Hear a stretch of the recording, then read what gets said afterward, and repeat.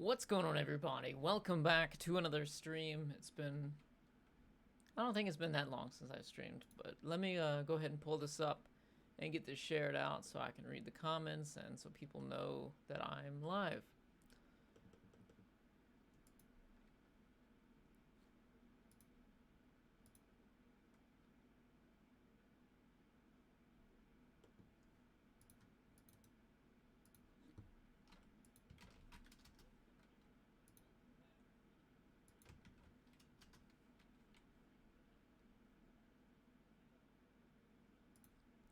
Wow, it's actually got the subtitles for the things that I say.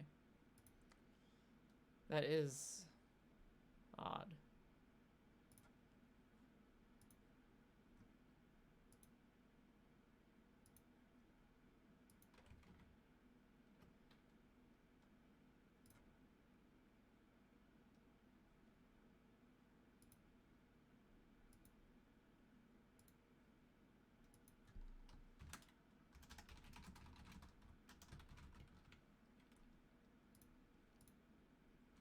What's going on, Bobby Joe? What's up, 092?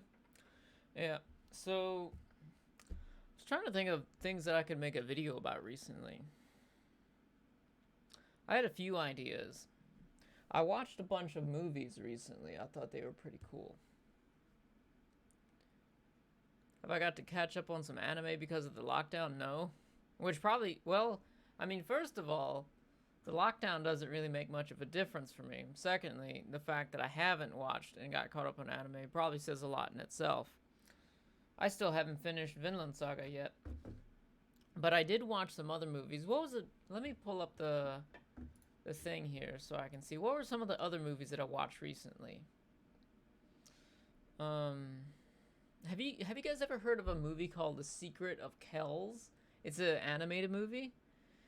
I don't know where it originates from, somewhere in Europe, but it's awesome. Wow, I was really blown away by the animation in that. It was so beautiful.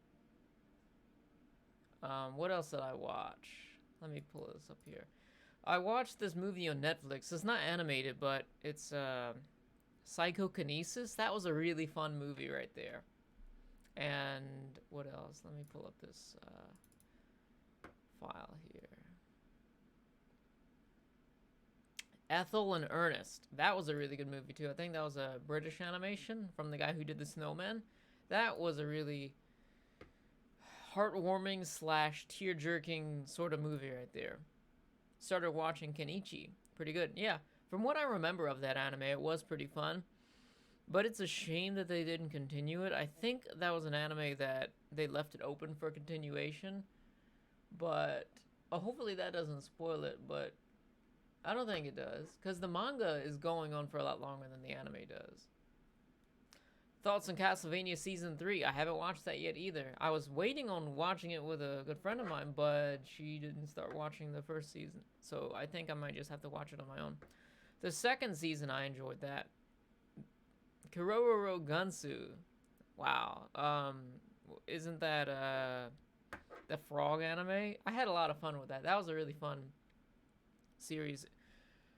My favorite episode was the one where they went inside the kid's mouth, and I think they were using Gundams to fight germs like bacteria for cavities and stuff.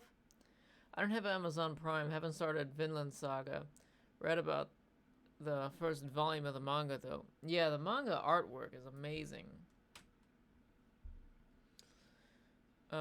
Lately I've been focusing on getting into stocks. I mean, I've been doing stocks, but just staying there, focusing on it, doing research, just looking at, like, I got this monitor up here, and I just keep it up, and on Monday it'll be refreshed. But 1, 2, 3, 4, 5, 6, it's got like 7 tickers up there right now, and I have more that I check on, but that's just like the main ones that I was checking on. So all day long, I'm just going back and forth and making the right trades. Of course, I can't day trade though, because I don't have $25,000 in my account, but I just have to be very like careful with the things that I buy. So I've been messing around with the stocks during the day, and that's been pretty entertaining. I felt like I learned a lot through doing that, but at the same time as I'm doing that, I got that going on one monitor.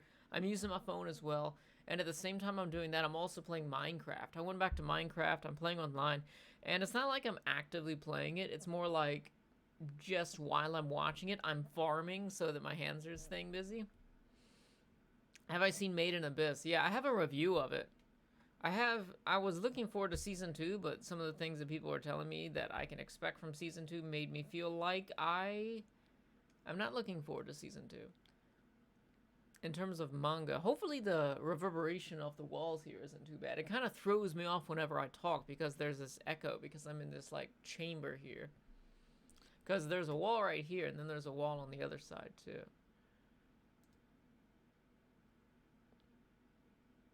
It's like right here. I thought this might save space, but it didn't really that much. Season 4 was a low point for Boku no Hero Academia. Yeah, I still haven't finished Season 2 yet. In terms of manga, Reading Inspector, and Hida no Aria. I haven't heard of those.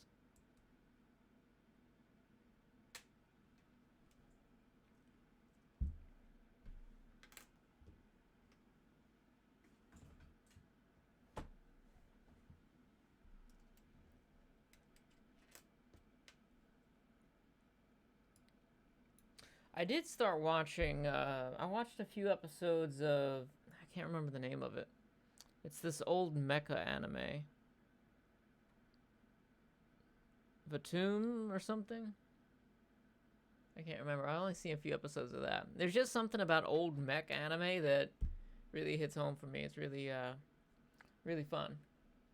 Even just the aesthetics, even though it's not like beautifully CG animated mechs. I don't like beautifully CG animated mechs. Beautifully CG animated mechs are better than poorly CGI animated mechs, but I would just rather have animated mechs. Blade of the Immortal anime. I haven't seen it yet. It's in my Prime playlist, so I gotta get around to that. The only time that I watch Prime, though, Prime for video playing really sucks unless you use a console or you use a smart TV. The only time I ever use my smart TV is when I'm in bed or when I'm on the exercise bike. So it really cuts down. Like if I could watch it on computer, which you can, but here's the thing.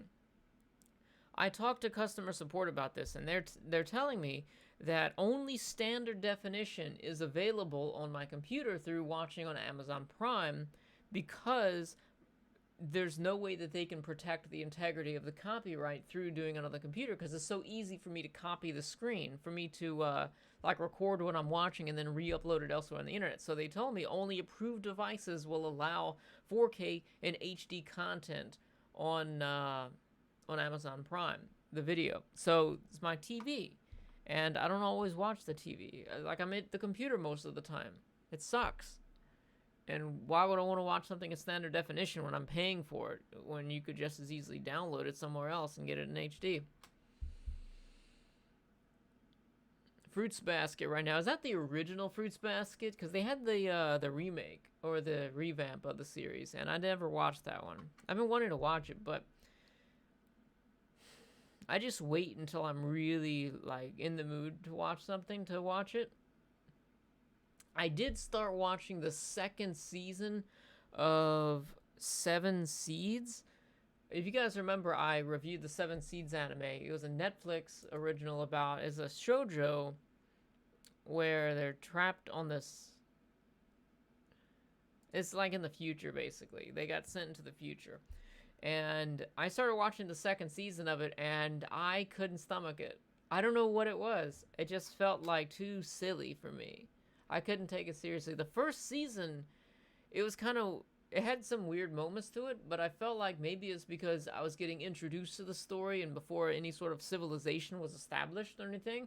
It was more of a survival sort of story, but in the second season, I felt like that's all changed because new things became established towards the end of the first season. So a lot of people are complaining about that anime, and I feel like the first season kind of led me in a different direction from what the second season was offering. Fruits Basket is worth watching. I'll compare it to Clannad. What are you talking about? The old one or the new one? The old one I enjoyed. I like the old one more than Clannad. And by when I say I liked Fruits Basket more than Clanad, I finished Fruits Basket and I enjoyed it. I dropped Clanad. Dododo 2019 is worth watching fully. I need to get back to that too. That's on Amazon. Again, the same issue with that. I should get back and do some more anime reviews, but it's like people are quarantined and I might get some more views on it, but I'm not quarantined. I mean, I kind of am, but things are just normal for me. So I don't know why I would do things differently during this period. Have I watched Code Geass? I think it's booty. I thought it was pretty fun. I have a review of Code Geass. I don't know if it's still up. It should be still up. The thing about making anime videos, I want to put clips in it, but I don't want to edit it. And at the same time, there's lots of copyright issues lately. Seven Seas Season 2 really picks up the second half of the series, a bit slow in the first half. Okay, so I need to continue it then. Awesome, just came back from jogging on a treadmill. That's nice.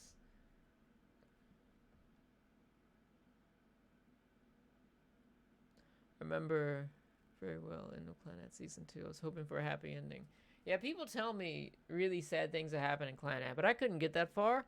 I know this is shallow of me, but I really do not like the aesthetic of the way that the characters are drawn. And I guess, well, hold on, let me pull up Fruits Basket Remake. Let me see what the characters look like there, because there's the argument, like, I don't like the way modern characters in anime are drawn. And somebody could say that if I were to take old Fruits Basket or some of the old anime that I used to watch and draw it, like with the modern technique of using computers and everything to color, it would look very similar. So let's see. Fruits Basket. What are some of the... Oh my god. Yeah, I don't... If I had seen the the remake of Fruits Basket before I had seen the first one, I might not have wanted to give it a chance, because just looking at it, I don't know, it's just the style. The bigger the eyes, the more turned off I am to it. And that's something that, okay, I'm looking at an old Fruits Basket here. Her eyes are like 2/3 the size of her head.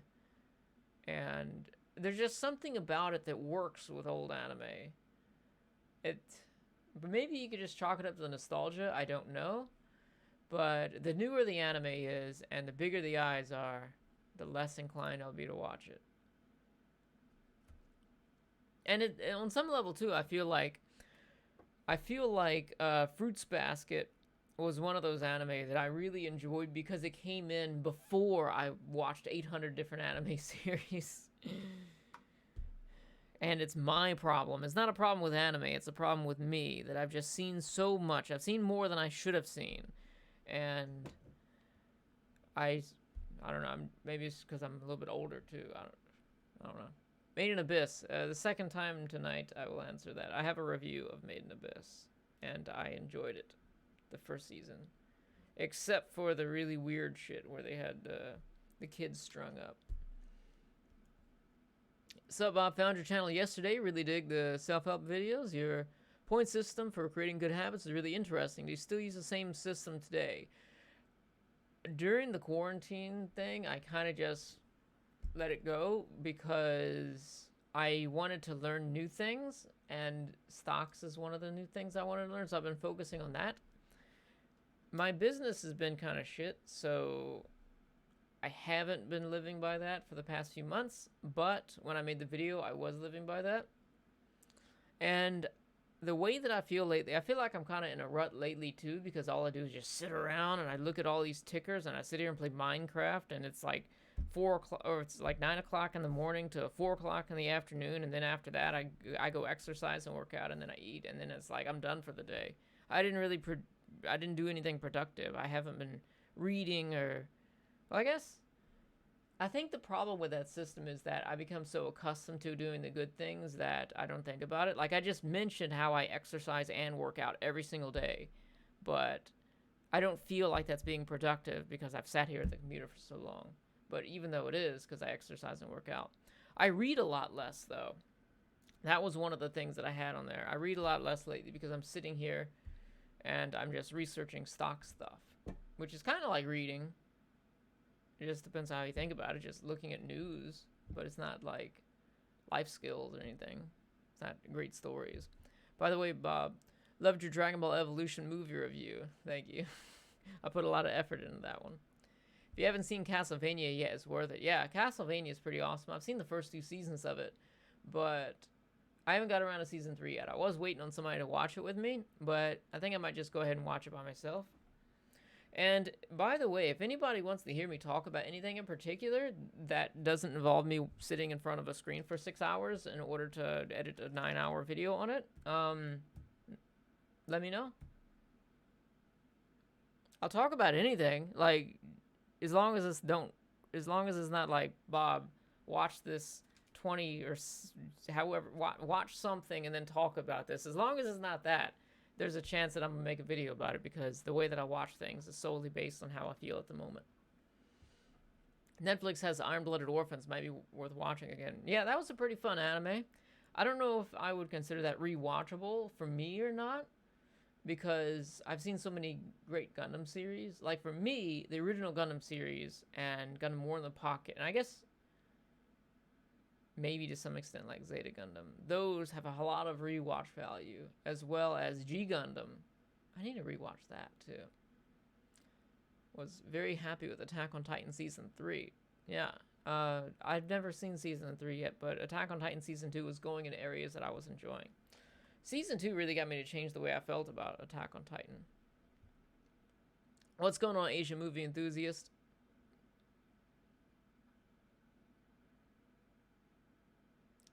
Tribble hentai exists.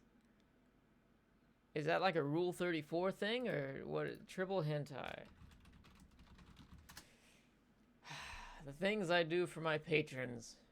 Tribble hentai. Google images.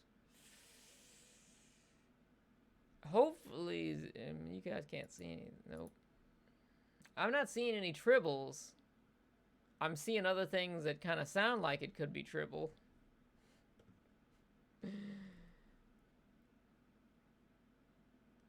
How anime-like do I think Star Wars is? Star Wars is the absolute largest area of opportunity for anime. We could have had, I'm not talking about rights or anything like that, but if we could have gotten like a 100 episode long or maybe a 60 episode long Star Wars anime series, we would change the world's mind about anime. Quit making all the school stuff and start making Star Wars. I don't think that's going to happen because of Disney now, but we had so many opportunities probably before Disney took the rights, I would assume, if you consider all the liberties that were taken with other Star Wars, like video games and stuff. Why not a Star Wars anime?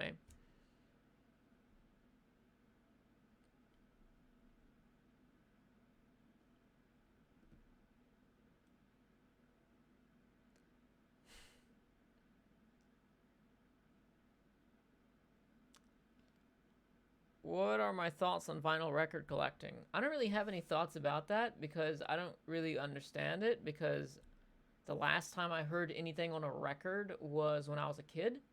I used to listen to records when I was a kid. I used to have these Star Trek movies in vinyl, and you would listen to the movie, and I would have other Star Trek related things where it was like totally original to the vinyl, and you'd have not the voice actors, but you have the actors just sitting there and pretending to act out an episode, but it's like audio only.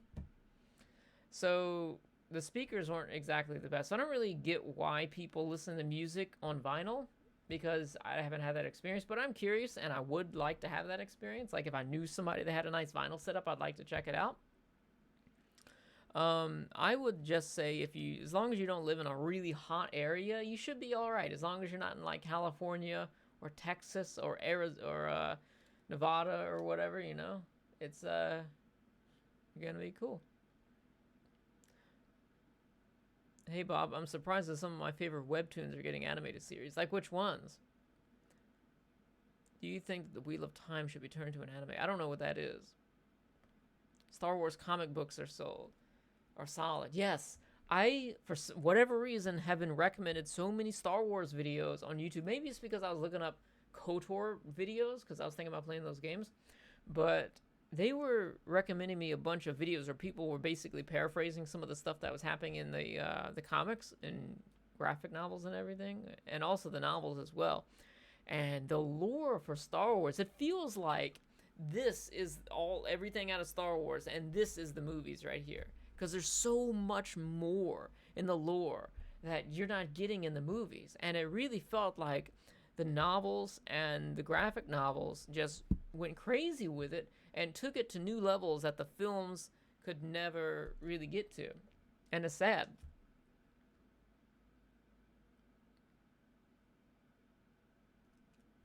Hey Bob, I'm surprised to see some of my favorite. Oh, I already read that one.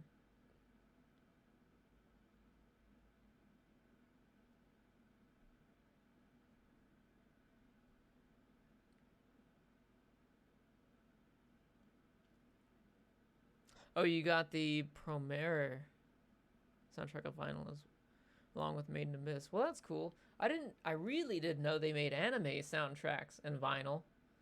That's interesting. Saw your video about the author of NHK. Have I ever seen art by Hiroaki Samura? I have no idea. Oh boy. I can only imagine what this is going to be. So let me just Google. Oh. That's not what I was thinking. Because if I was just remembering the things that I said about the NHK stuff, and then you recommend me an artist. This is amazing. Oh, so he did Blade of the Immortal. That is on my list of things. Or did he?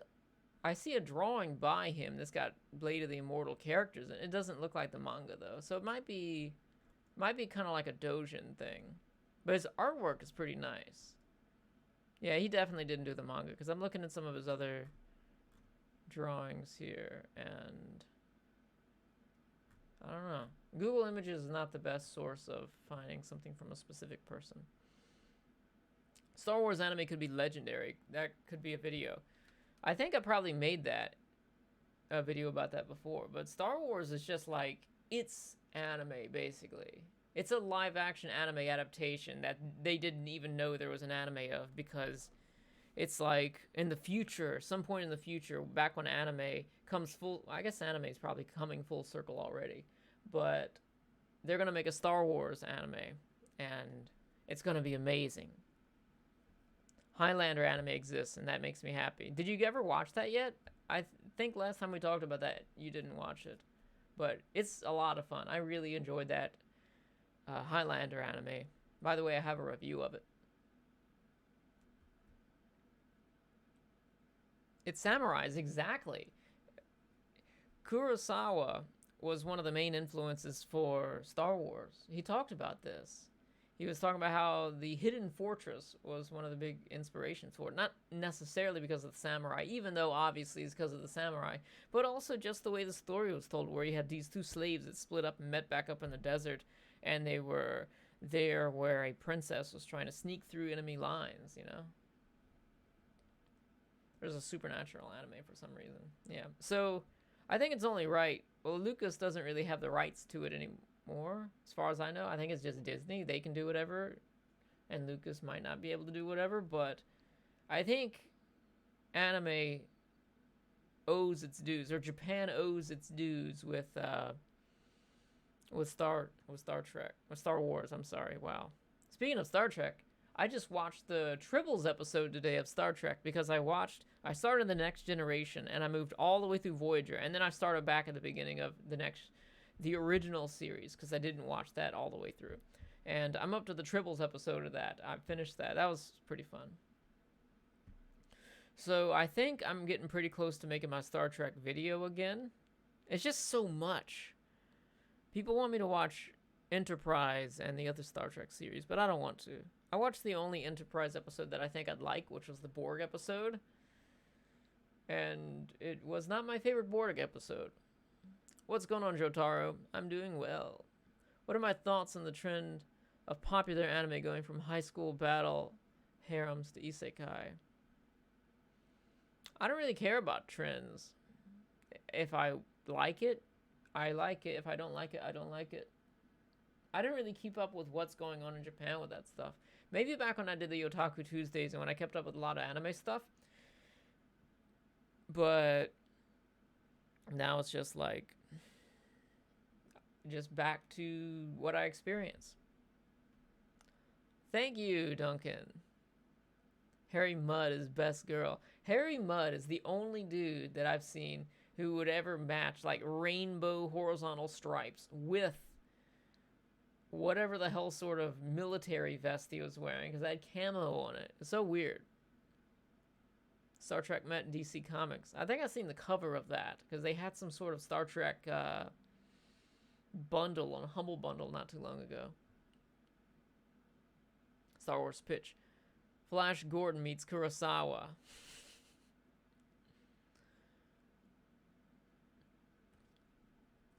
Yeah, but Star Trek has been so fun. I've been marathoning Star Trek since November, and I'm surprised I've been with it for this long. Voyager made me give up, but I got back into it. Voyager redeemed itself as far as I'm concerned with all the Borg episodes. I feel anime is a generational thing to an extent. Get more popular as time goes on. Yeah, maybe. Like, say for example, right now, I'll see an anime pop up and I'll think, I've never heard of this, but it sounds pretty interesting. I look back and I see that it came from a year that I wasn't really watching anime that much.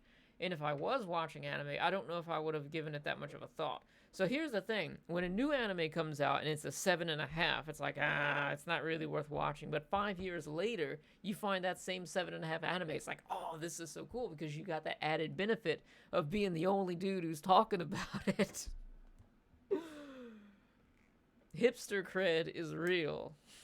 I wouldn't necessarily call myself that, but I do find myself, back when I used to do only anime videos, just looking through hundreds of pages of an anime, looking for the hidden gems. Not necessarily, I mean, it feels great to find a hidden gem, but it also feels great to be able to provide hidden gems for other people and just find this anime that it's like a 7.5 or an 8, but it feels like a 9 because nobody's talking about it.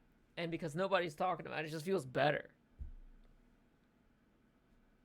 Maybe it's got less to do with the fact nobody's talking about it, but it's got more to do with the fact that the people who talk a lot about anime, the less they talk about the anime I like, the better, right? Like, the more the majority in the community talk about the anime that I love, the better it feels. Like with Welcome to the NHK before, everybody thought it was cool to be a shut-in. What is that noise? Oh, I have Minecraft open. Okay, that's fine. I should quit playing Minecraft. It really, I get hooked on it. What are his thoughts on Gasaraki? Gasaraki, I didn't get a chance to finish that yet, but I was gifted it by a longtime subscriber, and I watched like half of it, and I felt like I need to rewatch this to the point where I'm only watching that, or I'm like, Gasaraki is basically in the same tier of anime that I would place Neon Genesis Evangelion and Serial Experiments Lane, where you have to pay attention to everything that happens because it's complex and it's kind of mindfucky. What is the best anime out there that I recommend when it comes down to English dub that is pretty updated? I know a lot of people don't really care to watch those, but hopefully you can. I love dubs. Well, I've seen so many anime. I've seen over 800 anime. What type of anime do you like? And I will recommend you something that's in that category. Like, what are you looking for right now? And I'll recommend you something with a good dub. Because at this point, I've seen so many. Like, I can recommend Golden Boy or some other good stuff. But I don't know if that's up your alley. I did rewatch Golden Boy recently. And I had the idea for a video about the most unassuming anime role models. I should do that. But Kentaro really made me feel like, wow, he's not just the pervert, he's a role model because he's surrounding himself with powerful women who are very successful. And even though he's a total pervert and likes to suck the farts out of their asses in a swimming pool, he learns things from them and he improves their lives as well. Dub is the worst thing to happen to anime. That's a stretch, because if it wasn't for dubs in anime, we wouldn't have been watching it. I mean, I don't know about me, because I got into anime through bootleg subtitled anime DVDs, but you guys who got into anime through Dragon Ball Z can't say anything.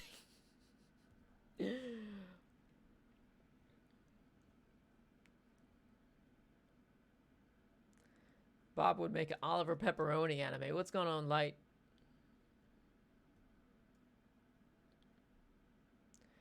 Anime dub doesn't really need to be that great. I feel like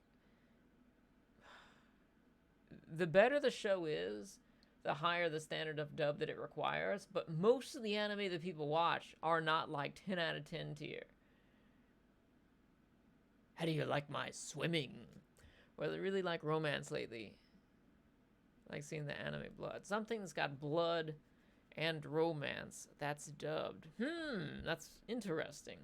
I'm gonna have to go take a trip over to my anime list, because I can't remember all the shows that I've seen, because I've seen so many.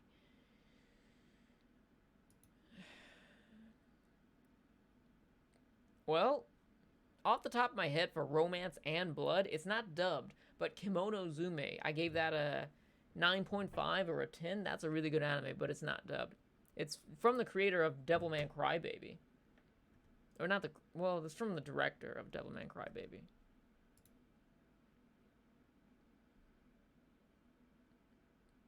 Score. Okay, so I'm checking out my anime list by score. Planet Test is like a futuristic, more mature slice of life series. It's got a little bit of romance in it, and that's got a great dub.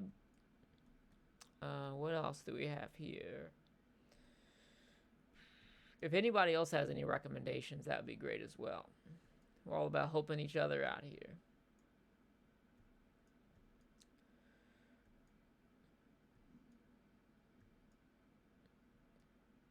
I just passed Kimono Zume.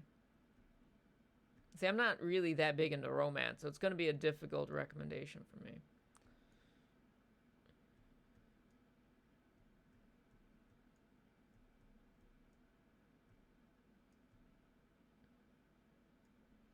Oh, here and there, then and the... What is the name of that? It's not exactly a romance either, but it's like a tragedy that has blood and a little bit of romance there.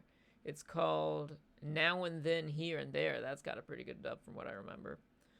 I'm just going through the anime that I've seen. Oh, here's a great anime. It's got a bit of romance to it. It's an anime movie.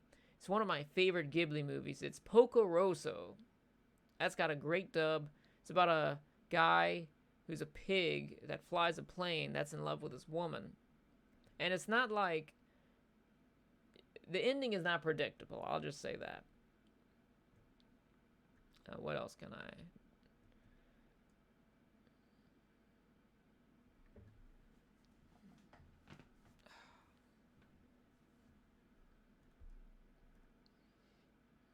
I'm going to give it down till I get to my 7s.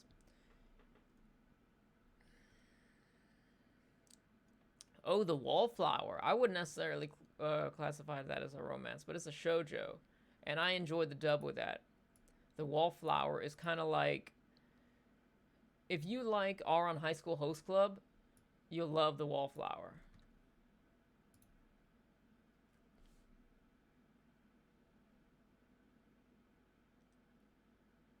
Would anyone consider that pretty young to watch anime?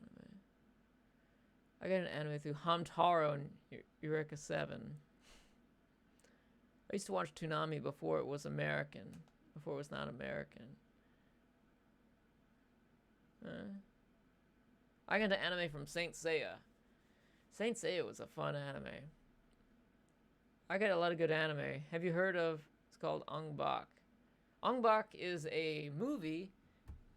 What was the name of the actor there? Tony Jaa, who's a badass. I loved Ong Bak. Also, The Protector. Pretty much anything Tony Jaa. Area 88. I enjoyed the Area 88 dub. But if you watch Area 88, it's got to be the OVA. I can't vouch for the anime series.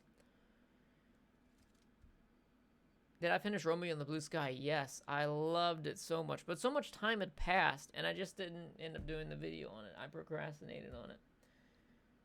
I can't remember. Something happened, and I just didn't feel like doing it. Was that the time my dad died? I can't remember. I remember something happened. What was it? Something happened, and I just didn't make videos for a bit because I had to focus on other things.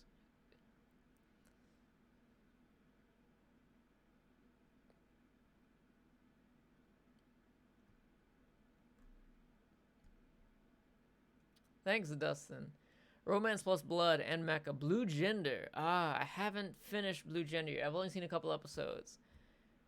That makes me want to watch it more, because I'm really surprised that you label that as a romance. Because from what I've seen in the first episode, or second episode, I would not consider that to be a romance. Alright, let me make a list here.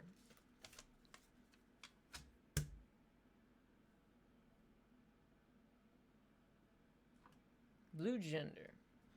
I feel like I could get into that. The reason why I didn't continue watching Blue Gender was because I was always eating when I watched it, and there's just too many eyeball pops for me. Anything like gore related to eyeballs is really disgusting to me. So much so that I don't even want to eat fruit that like pops, like grapes. I can't stand grapes because every time I eat grapes, I think about some of the scenes from Blue Gender and other movies. Because it feels like an eyeball in my mouth, which is disgusting, and I probably ruin grapes for everyone. Ashitono Joe. Oh my god. I am so embarrassed that I never finished that anime. I was loving it so much, and that's just the thing. Am I the only one here that's just like, you could be in love with something, it's just, oh, I love this anime so much, and then the next thing you know, it's kind of like your interest is gone, even though you are thoroughly enjoying it? That's how it is with me in a lot of things. If I don't immediately just blow through it, then I'm just going to lose interest. And that's the same thing goes with projects as well. If I sit on top of an idea for so long, like I've got so many different like post-it notes everywhere of video ideas, and I was like, yeah, I need to talk about this, and I write it down and put it there. Tomorrow I look at it like, I don't care anymore. Turn up my mic, please. I should do that, I guess. How's that? Is that better? I'm trying to keep the gain a little bit low so it doesn't like peek out because it's like right next to my face here. Hopefully that's better. Let me know what you think. Favorite Tony Jaa movie is SPL 2. Oh, I don't know too much about his newer movies. I've only seen the Ong Bak 1 and 2 and The Protectors. Keep recommending Blue Gender. Yeah, you do. But I don't know, it's just, hopefully I can remember to watch it this time. Let me pull it up here so I don't forget. Blue Gender. How many episodes is this? Because I have it like right here. 26. Live action Monster Hunter. Sounds strange. That does sound strange. Volume was fine as it was. Is it bad now? Maybe the guy needed to turn his volume up or something. I want to thank everyone for your input in the English dub anime. I hope you can find something that you can enjoy.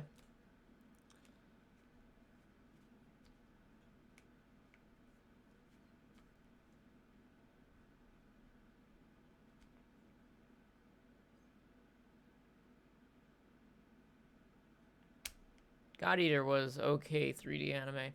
Yeah, I remember the soundtrack to it was pretty cool. God Hunter was a pretty good anime just for keeping on in the background, which is what I did with it. Like, I just put it on while I was working. It was cool.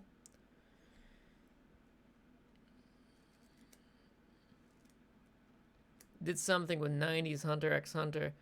Liked it when I saw it years ago, but only saw 1/3 of it. Only recently started to pick it back up and saw the whole thing. It was great. What'd you think about it, like, the last bits of it, because I was watching it and I really enjoyed the way they managed the colors and just the way the characters looked.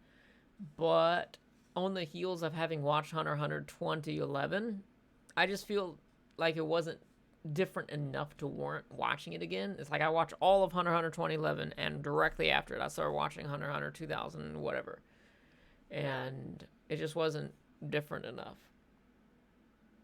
The art style was nice though, and I get what people say. People say, well, Hunter x Hunter 2011 was truer to his vision of what he wanted it to be, and I can totally understand that now after watching Hunter x Hunter 19 whatever, because it was so dark that it didn't really match the tone of the series. Because there's just something there's a lot of kitty and cutesy stuff in it, and that's not what I don't like that sort of thing, but that's kind of what Hunter x Hunter is.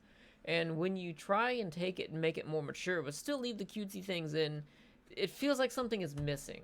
I mean, I think the guy who did the art for that, or maybe the guy who directed, I can't remember exactly, but I know there's a connection between Hunter x Hunter 1990 whatever.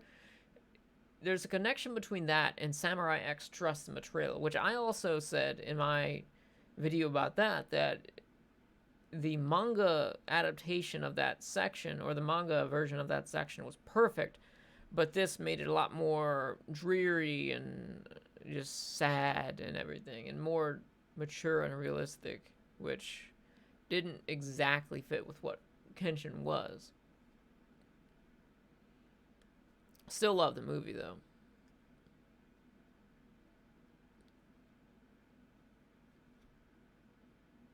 Why have I paused reviewing anime? Because I paused watching anime. And it's first of all, it's a lot of work, and then the videos get taken down for copyright stuff, which I shouldn't let that get to me, but at the same time it kind of does when I sit out there to make a video and I do it, and then I don't get a ton of views, and then it's taken down for copyright or something. I shouldn't let that get to me, but at the same time, the near-death experience that I had from doing anime reviews full-time, there's something different. I can't see the amount of time to putting into reviews the way that I used to do them as being a good investment of my time. Not at this stage of life. I could just do vlog-style videos. I did a vlog-style video for Seven Seeds, and that turned out pretty good, but that was a really popular anime. I don't know how many people would sit there and watch a vlog-style video of, like, really older anime nowadays. Like, if I were to review, like, the original Gundam or something like that without clips, how many people would watch that? I know you guys would watch it, but how many people who don't know about me would watch that? But the weirdest thing is, I would probably watch that. But I'm kind of hung up on the idea that videos need clips. If you're representing something that has any sort of visual, you need to have some sort of clip for it to be a good video. But I will just put a video on and listen to it, and I wouldn't even watch it because I'll be doing something else. How many of you guys just listen to videos and don't actually watch them, regardless of if they're clips or not?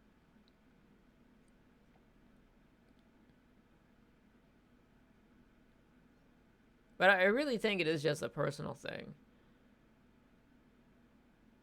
due to the struggles that I had with being a full-time anime reviewer, and then having all the ads and everything get cut back several times, and then having that indie I would describe it as.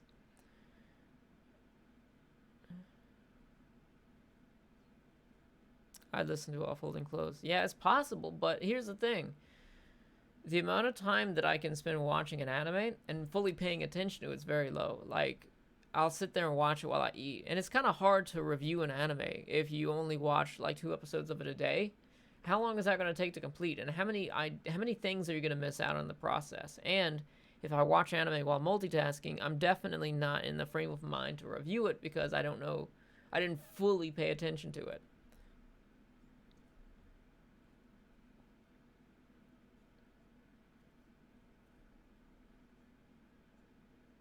Yeah. I thought I should do that, I guess. I got a few ideas that I wanted to make. One idea for a video is surviving anime. Some of the things that I would recommend people to think about as they watch anime so that they don't like burn out. And then I have another one here about some of the movies that I watched recently. Not all of them are animated, but some of them are. And they're not Japanese.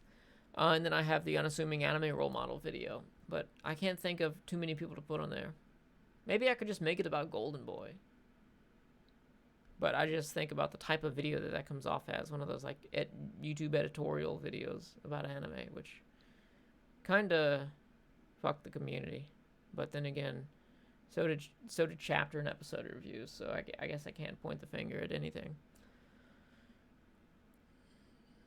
NDE, I've already talked about that, but I took it down because all the people who were pertinent to hearing about it probably already heard about it.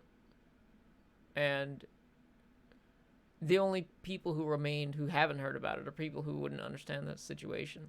Basically speaking, I was living off of YouTube money. I quit my job and I was making good money. I was making enough to pay all my bills and save money just doing YouTube. And then the monetization just slowly started trickling away, the sponsors trickling away, and there I was being unable to afford to eat. So I ended up in a hospital for like a week. It really changed the way I think about a lot of things.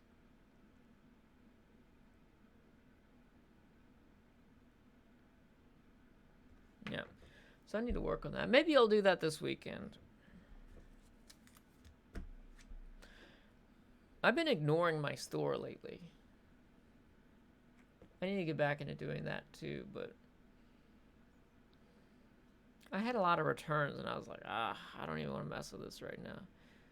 Because of the quarantine, so many people spending frivolously and they'll buy clothing without looking at the measurements, and I'll just get so many returns. I'm just like, let me take this as an opportunity to try and learn something new. Since the stock market is so volatile right now, I try and learn that. Which, by the way, if anybody's interested in getting into the stock market, check out the link in the description section below for Robinhood. I think you got to invest like $1, but you could get like a $5 stock. Some people have got like a $60 stock. I've gotten like 40 some different stocks from people from doing that. And not too many of my stocks have been that great, but the accumulation of it at all is pretty cool. The other day I made like $100 and just trading, but then I lost it right afterwards. The thing about stocks, what I was doing, my strategy that I was doing, by the way, I'm not an expert or anything like that, so keep that in mind. I found a leveraged ETF, which I found 2 leveraged ETFs, which are the inverse mirror of each other, and they're following gold mining. Gold mining, various mines are still in operation. The whole quarantine thing doesn't necessarily affect gold miners too much. So while the market is in massive fluctuation right now, the gold mining, from what my understanding of, they're still doing it. So you had you've got the 2 ETFs that I was following. One was a bear ETF and one was a bull ETF. And basically, depending on how you predict the market's going to go, whether it's a bull market or whether it's a bear market, in terms of your prediction of the future, you would invest your money in it. And because it was an ETF, it was accumulation of like 6 or 7 different mining companies. So what I would do is, because they were inversions of each other, I would dump all of my money into one of them as it would go down, and then as it would pop back up, I would take my money out and dump it into the other one, and I'll dump back and forth. But the only way that strategy would actually work is if it traded sideways for several days with a high volatility. Like if you get, even if the volatility wasn't that high for going back and forth between the sideways trading ETFs, you would get maybe negative 2% one day. If you bought a negative 2% one day and then sold at plus 3% or 4% the next day and then bought back at another like negative 4% because there's that inversion there, then you can make a lot more that way because you're constantly just leveraging your money in there. But the market was so predictable for a few days, which, is not predictable. So the fact that I thought it was predictable is my problem. So I invested into it. I was investing in greater increments, and I haven't been adding money to my Robinhood account. It's still the same amount of money in there that's been there since like last year. The only thing that is new into my trading account into my portfolio is things that I get from people doing signing up and getting their free stocks. But I was increasing the amount because it was working. I was making like $100 some a day doing it, just dumping back and forth like that. And then I made the mistake of dumping into the bear, and it started dipping down. And I was like, wait a minute, I'm down $100 a day. Let me just wait it out, because if I think about it correctly, considering how the market is doing, there's really not a whole lot of good reason for me to think that it's going to continue. I got to stop talking about stocks, because I know I'm going to lose some viewers here, but I was thinking that there's no good reason that people should think that this is a bull market right now. Maybe it is in terms of the amount of things that you can buy at a discounted rate, but the fact that everything's so heavily discounted, wouldn't that necessarily mean that it's a bear market? So I was in the bear market leverage ETF, and I just was like, you know what, I'm going to wait here a few days. I waited, and it got to the point where I was just bag holding, and I couldn't find an exit. So one day I was like, you know what, I'm just going to eat the loss, and I sold it, and it felt so good to get out of that. Even though I lost like $100 some in doing that, it felt so good to get out of that, because I now have that money to do other things with it. Because it was just me sitting here all day looking, just waiting for a way to get out of this prison that I had put myself into, where money was just dripping away, and I couldn't do anything about it. But now that I have the money back, I can earn that money back. And my problem is because I was trying to do the best that I could to day trade, but I can't exactly day trade because I have under $25,000 in the account. I've only got like 1,000 something in the account, which is, I feel it's a lot of money, but at the same time, it allows me to do a lot of things with that.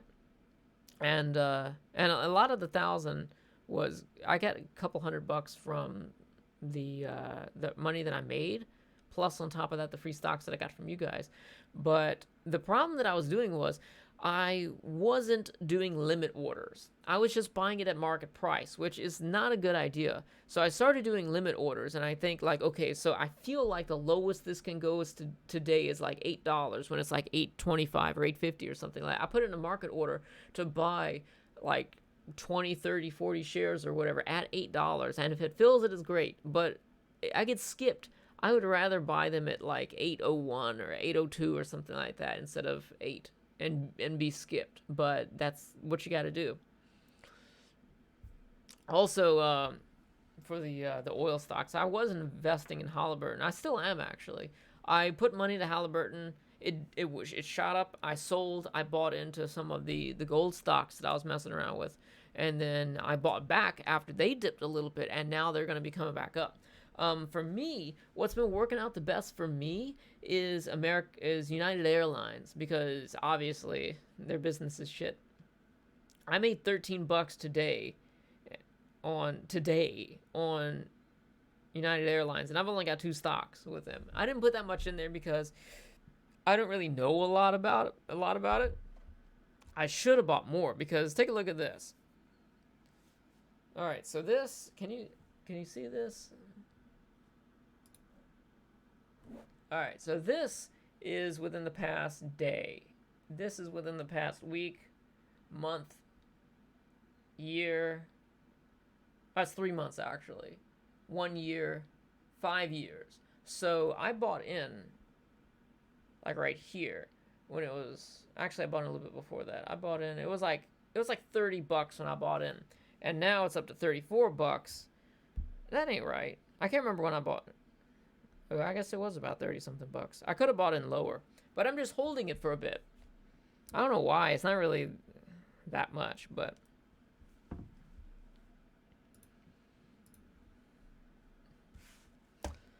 I'm tempted. Like, I'm always thinking, man, if only I could day trade, if only I could make, because the limitations that I have with not being able to day trade means that I can only make 3 day trades a week. So a day trade is when you buy and sell within the same 24 hours or within the same business day or whatever. So I can't do that. So I've got to buy within the first day and sell on the next day. So I've got to time it just perfectly for that. But if I had $25,000 in the account, then I could do unlimited. I could make like, I don't know, but I would make a lot of trades. If I could do that, I would just sit here all day long and I would just do that because you'd have so much money to leverage at that point.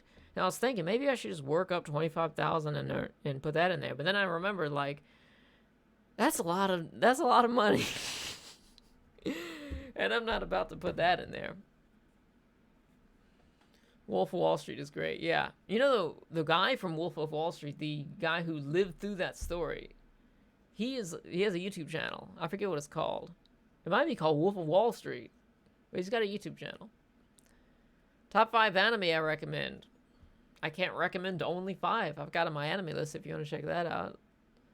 Have I seen Aizoken? Sorry for talking about stocks for that long. I saw my viewership kind of drop for a bit. But it's exciting to me. I have not seen that anime, but it looks really weird. And maybe it's weird in a way that I would like. Who recommended me that?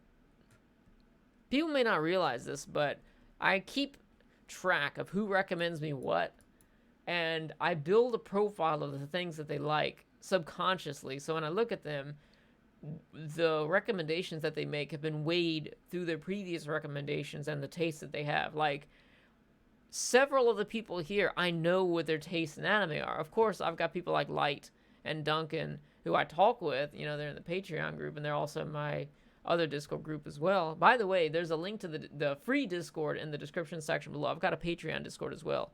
We're doing a voice chat tomorrow night at 6 p.m. Eastern.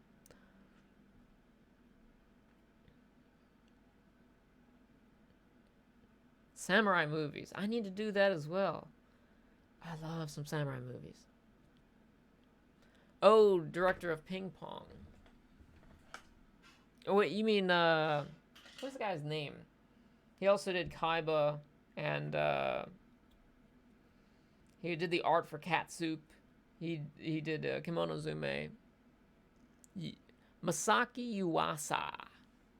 I still have a Crunchyroll account. I still have one, but I don't use it. I'm not subscribed. I can't remember the last time I was subscribed to Crunchyroll.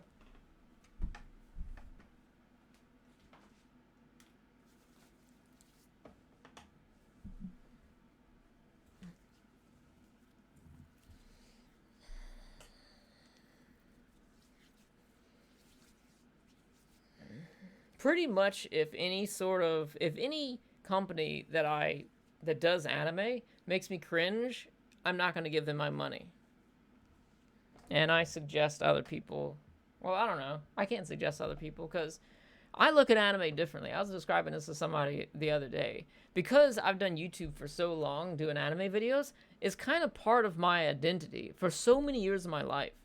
Where I was doing YouTube, people would ask me what I do, and I say, oh, I review anime on YouTube. And they look at me, like they connect anime to me. So the representation that anime has within the eyes of the average person, which is kind of who I was making videos for. I was trying to bring anime to the normies, to the regular people, because anime has gotten a bad rep. So anytime a company that I'm giving money to makes me cringe in relation to anime, I just take the money.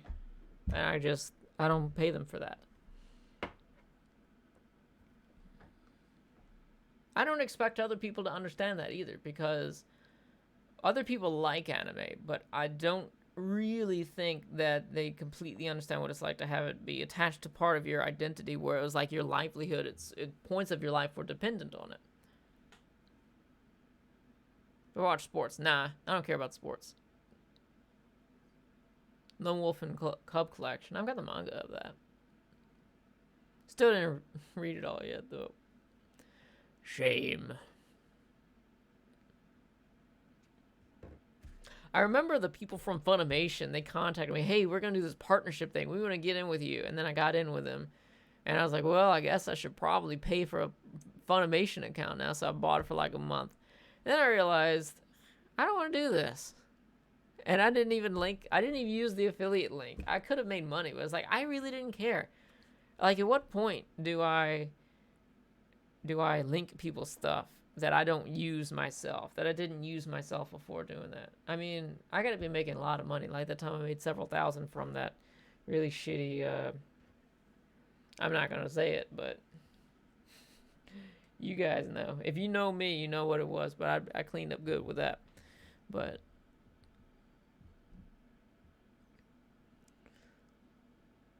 wait, so do you recommend stocks? Yeah, I recommend stocks. I only recommend stocks in terms of you're either going to do one of two things when you do stocks. One, you're going to make educated guesses based on things, well, not really educated guesses, maybe educated guesses based on things you know from the company. Like me, for example, investing in Microsoft.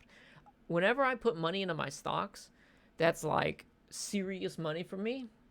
I always invest it into a company that I know is going to be around for a while, and I just feel something like Microsoft or McDonald's, those for me are always staples. Walmart, something that's not too expensive but still sees upward trending. The second thing you're going to do with stock is you're going to gamble. So got to keep that in mind. If you don't know everything, if you don't follow all the stuff that's going on with the company, and you're not expecting to keep it for years, then you're gambling. So just tread with that assumption. If you're a gambler, that's fine. If that's what you do for fun, you can have a lot of fun doing stocks. But just keep that in mind when you put money into it. But like I said with the link in the description section, you only got to put $1 in. And they do need social security number for tax purposes. But I feel like it's a learning experience because right now the market is so volatile. But I do hear people saying that what we're in right now is actually a bear trap. Or it's a bull trap actually, because it went down a bit and then it's shooting back up a bit. And then, because people are hopeful, but then it's going to crash back down a bit. Don't invest in stocks if you have debt. Yeah, if you've got debt, just pay your debt off, because stocks, I think, people say average is like 10% gain a year, but your interest is probably going to be, like 15, 20%? So if you got debt, just pay your debt off. Yeah, you're better off paying off your debt. Now, if you were able to if you're $10,000 in debt or whatever, of course I'm not a financial advisor, and it's like maybe 10% interest rate or something like that, and then you could take that money and then you could put it into something that you could rent out, like an apartment or something. You could rent it out to somebody. You might be able to make more than that 10% back in order to pay it off. So it really depends, like, on what you do with your money and where. But I don't really carry over debt. I have my credit card. I pay everything with credit, but then I just pay it off. So, however, I am kind of in a difficult situation because I got to pay my taxes still. That's gonna be over $1,000 probably. I presume. I hope it's over 1,000. Sounds morbid, but I do, because the higher my taxes are, the more I made last year. I don't feel like I made that much last year, but at the same time, I pay myself like a peasant. Like, if I had employees and I paid the minimum wage, I would be paying them more than I make, because I am so used to cutting it down. Like, I eat off of like $35, $40 worth of food a week, and I just keep everything down. I don't buy entertainment, really, unless it's like $20 or something like that. I never buy brand new games or anything like that. Yeah.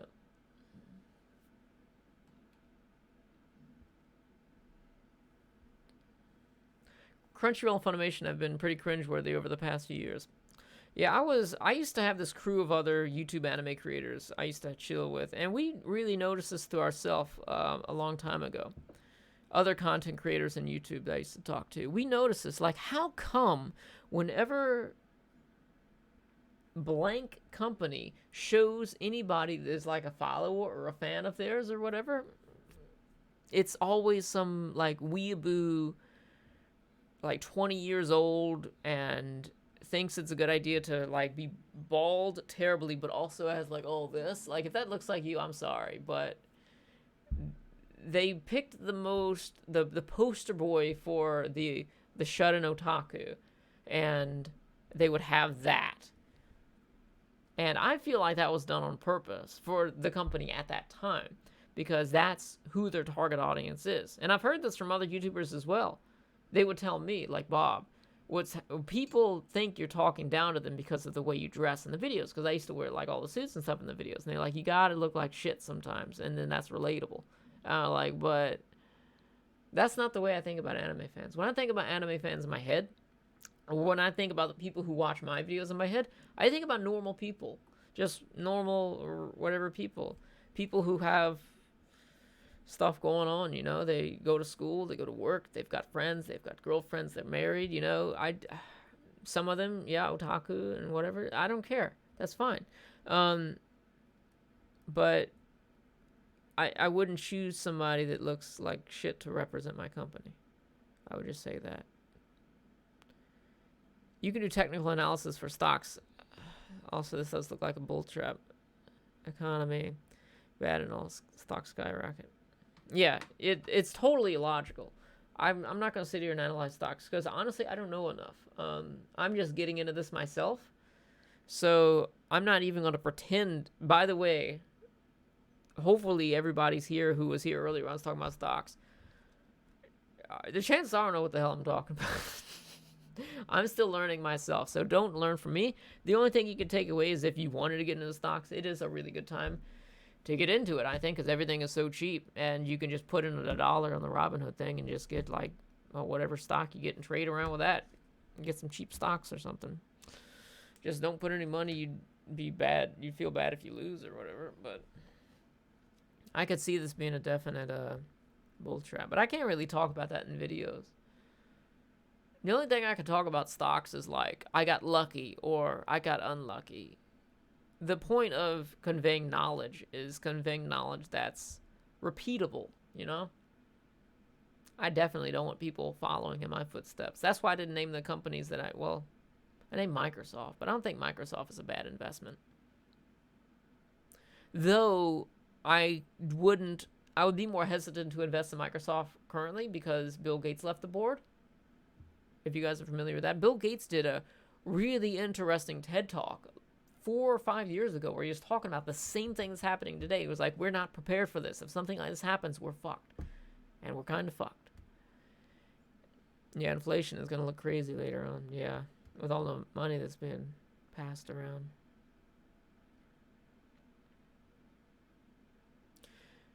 It's like how in wrestling, the heels dress in suits to look like the man.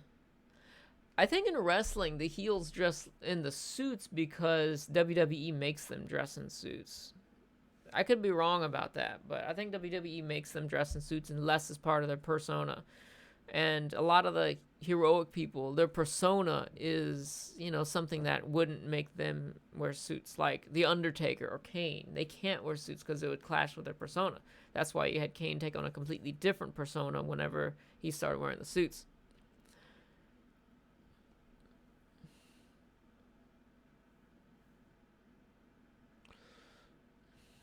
Yeah, and also one other bit of information that I have about stocks is be wary about who you take information from, because there's a lot of people out there online that, you know, there's so many people that are just fakes on the internet. And I don't have the information to tell you that these people are fakes, but I can look at their video and I can get the feeling from them. My INFJ vibes picks up on the feelings that they're fake. As things just don't add up. So you got to be careful. You want to talk about luck? How about getting producing credit and an IMDb page for a Japanese musical for just giving a few $100s for the post-production? What? Are you on an IMDb page, Light? Oh, is that part of the thing that you're talking about where somebody's going to be drawing you? Microsoft's still a solid company. You're right. You're right. But right when I was investing in it, like maybe it's fine right now, but it's popped back up a little bit. But when I was investing in it, it was just shooting up. So if the CEO of a company leaves, I would be more hesitant to invest money into the company if they're at the top of their game. I'd wait for them to drop down a little bit. But the market is so weird right now that we've got the, I guess you could say, recession that we're in right now, and the CEO of the company left. The guy who's been there since the very beginning, he left, and it didn't affect the price. In fact, it went up. So it really makes me feel like a lot of people are out there and they don't know what they're doing. They're investing money, and they're not investigating it because of the quarantine. They're just sitting home and gambling. I fell for a pump and dump when MoviePass stock was hot. MoviePass. I don't know anything about that, but yeah, I've lost some money in stocks, but I didn't. I only put money in there that I got my money for investing, and then I got my money for just messing around with in there, and neither of that money is enough to do anything with. I really need to go to the dentist. I feel like I need to get a tooth pulled because I got this tooth all the way back here, and it kind of hurts when I eat acidic things.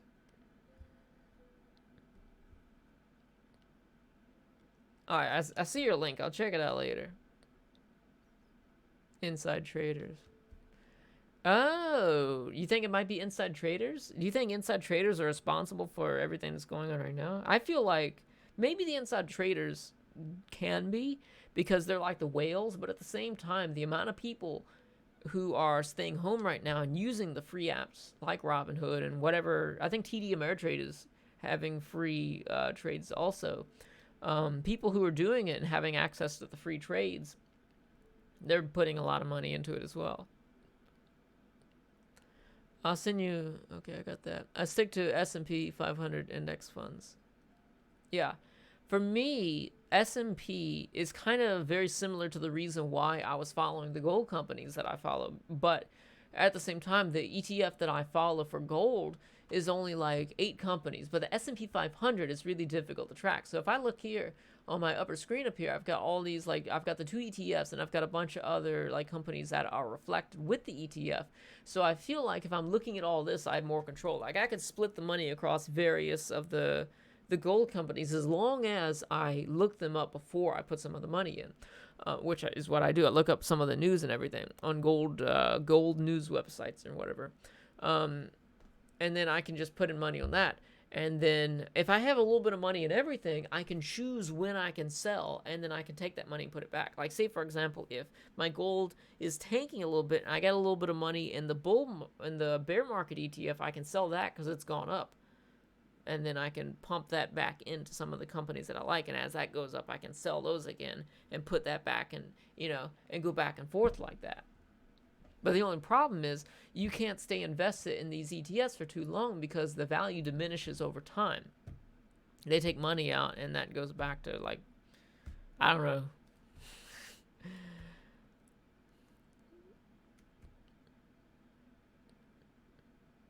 Wuhan's lockdown is over. Yeah, I hope that's not a mistake. Man, I had this coworker at my old job, and she went back to China. And I'm just thinking, because she went back around Chinese New Year, and it was going crazy over there by that time. And I haven't heard from her. Like, I sent her a message, and I was like, hey, are you alive? No response, so I guess not. I don't know. Like, I can't say for sure. Like, I don't really know her that well, but it's like, I know somebody that made the choice to go to China in the heat of this, and I'm like, I hope the person's okay, but I don't know. CCP is a mistake. Yeah, I can't disagree with that.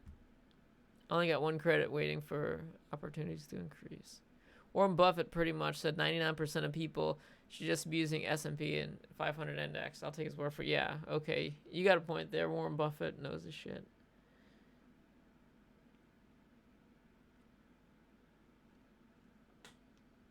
I do have The Intelligent Investor, and it goes by his standard in there where he was saying, or he was paraphrasing from someone else. Because I think he just updated The Intelligent Investor. He was saying, well, if you're not investing long term, then you're just gambling, you're just speculating. I know some people who cancel their vacations to Japan because of this. I can't say I blame them. I am really skeptical about traveling internationally in general. I've never been out of the country. I'm always thinking about this, like, man, it would be great to visit all these countries that I want to go to, but the act of being there, because I have a really sensitive stomach, and I've never been out of the country before, so I'm used to everything the way it is here. So if I went to somewhere where you got to boil the water, like if I went to rural Mexico or somewhere in China or something like that, and I'm in their shower and I get water in my mouth, it's like I've essentially paid $1,000 to shit uncontrollably for like a month. Like, I don't want to pay $1,000 for that. I can reproduce that at home by just eating a shitload of oatmeal, you know?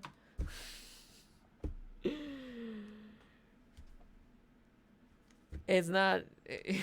I know that's what's gonna happen, because even here, it's like I eat certain foods, it disagrees with my stomach. I know some people who canceled their. Oh, I already read that.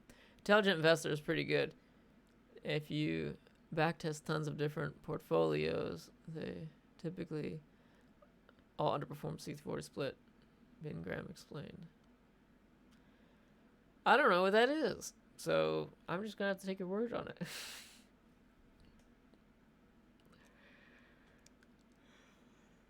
But I also read a random walk on Wall Street, and they said that you could just do whatever and come out just as good. So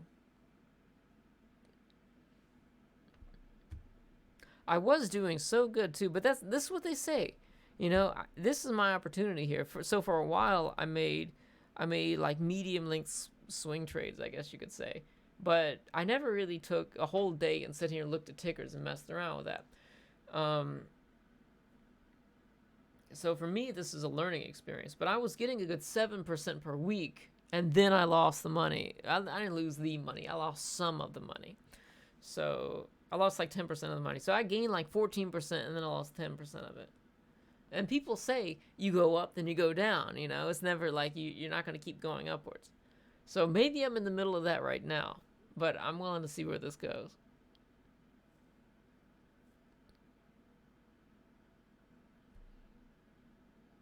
Oh, 60-40 bond stocks. What styling product do I recommend? I don't use anything. My hair just naturally like this. So I can't recommend anything.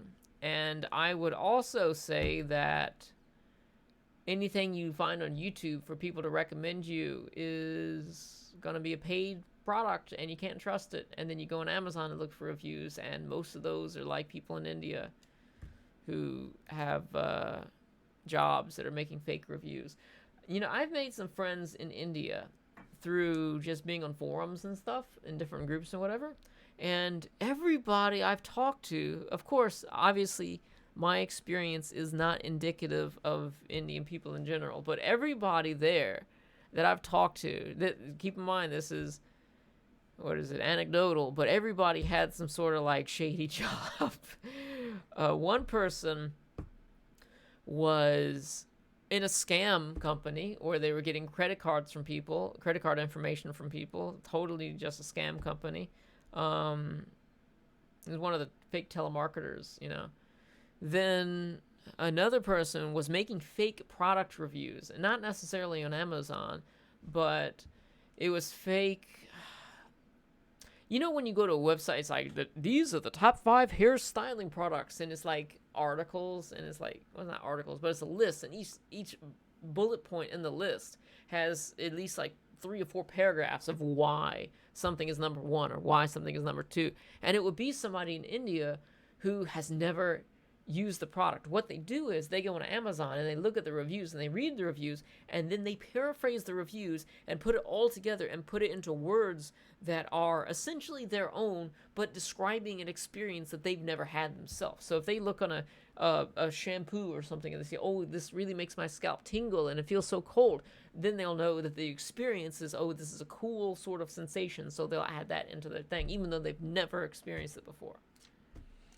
What else? Oh, another friend of mine was doing this thing where it was like whenever you have a college assignment and you pay people to do the assignment for you. I'm not saying that's indicative of what people are doing over there, but I just thought it was ironic that all of my friends from India had some sort of shady job.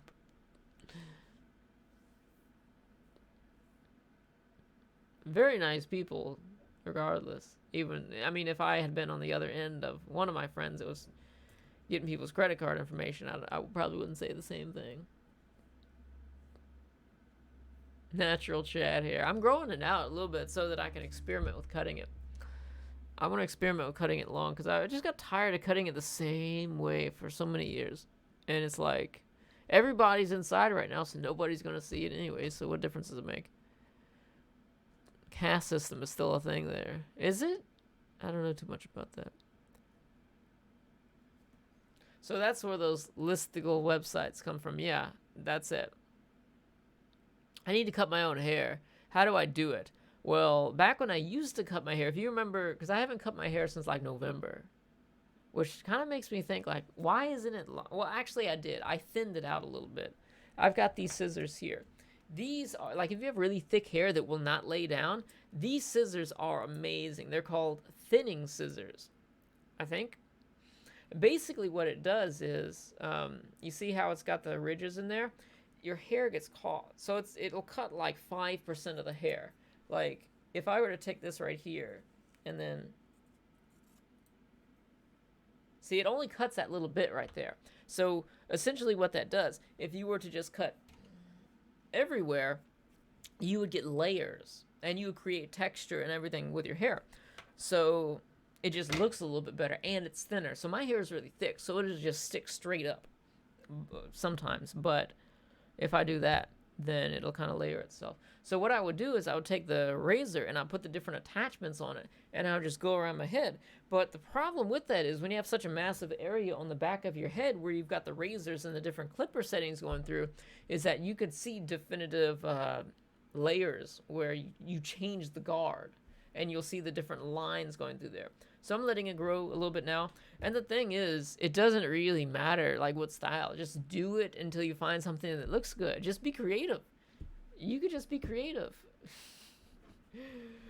The problem that you're going to run across is if you're like around a lot of people is that nobody's going to tell you the truth. Nobody's going to tell you the truth. You're going to get people that will tell you the truth, and you're not going to want to hear it from them. That's usually how it goes. The people who tell you the truth tell it to you in ways that you don't want to hear. So, yeah.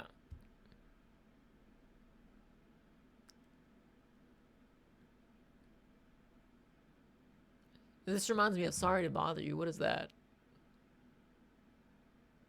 Use my katana to cut my hair. I mean, it's pretty sharp.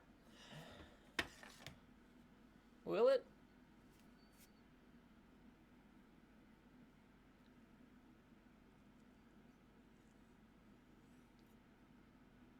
A little bit. Ow.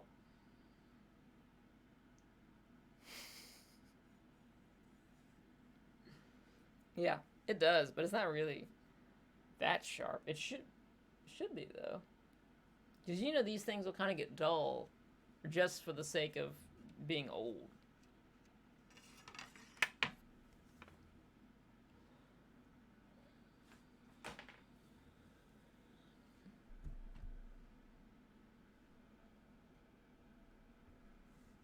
I need a top knot.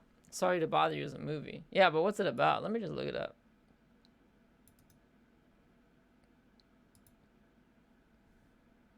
Sorry to Bother You. Well, that's an interesting cover to it. It's an alternate reality of present-day Oakland. Telemarketer finds himself in What? That sounds so weird. I'm gonna open up a page of that in another corner here, another tab, so I can check that out later. Do I have a tool to sharpen it? No. You can't really sharpen this as an amateur because look at the bevel on it. It's such a massive gradual sort of bevel that takes up the whole thing. I do have sharpening stones, but this you'd have to pay somebody professional. I mean, it's sharp, but cutting your hair when it's attached to your head, when like you're not looking at it, you can't really put a lot of force to it that way, but take a look. I mean, see, it's sharp, but cutting your own hair above your head is totally different. I'm Tried to buy the same Yu Hakusho t-shirt I have. It sold out. I'm sorry. That sucks. That's one of my favorite shirts, too.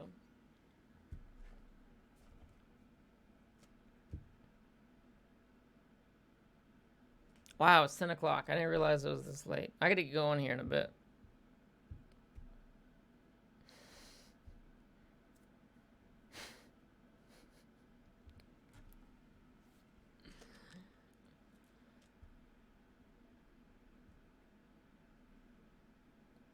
It's one of the best movies from 2018. I'm gonna have to check that out. The concept sounds pretty interesting. Best anime to watch now? I don't know. I hear, what is this, Tower something? I hear that's pretty good. I haven't seen it, though. I work at a grocery store. Well, thank you for,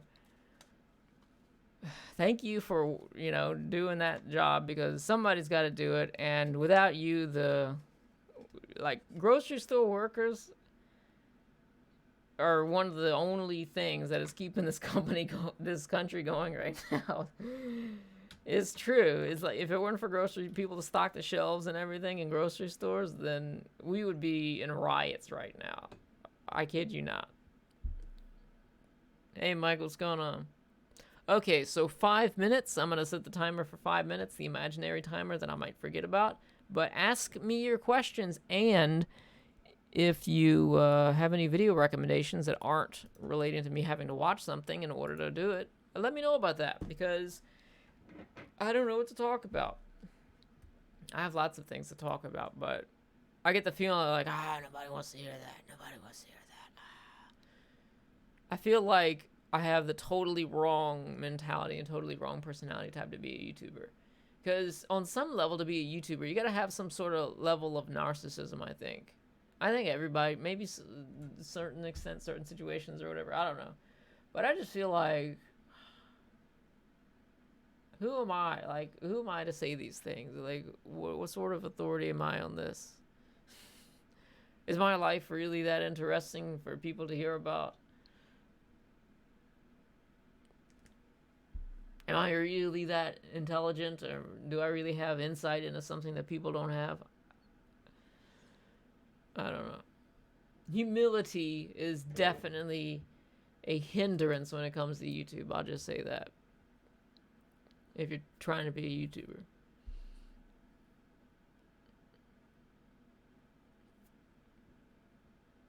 I should focus more on videos so that I can make the best of the whole quarantine situation. Everybody's at home to watch videos.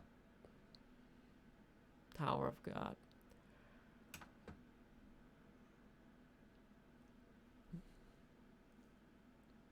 My best friend's YouTube channel has been growing. It amazes me how different of a face he has to put on for his fans versus me and the crew. Exactly. I used to do that to some extent, like, long ass time ago, back when I had the long hair. But back when I used to get excited over DBZ stuff, the thing is, it's like you create a segmented version of your personality, where it's like, when you're making the videos, you totally believe the things that you're saying, but you're not that person when you turn the camera off. And I think to some extent everybody's kind of a little bit different depending on who they're with, because it's like different energy. You know, some people, it's just really fun to be around them.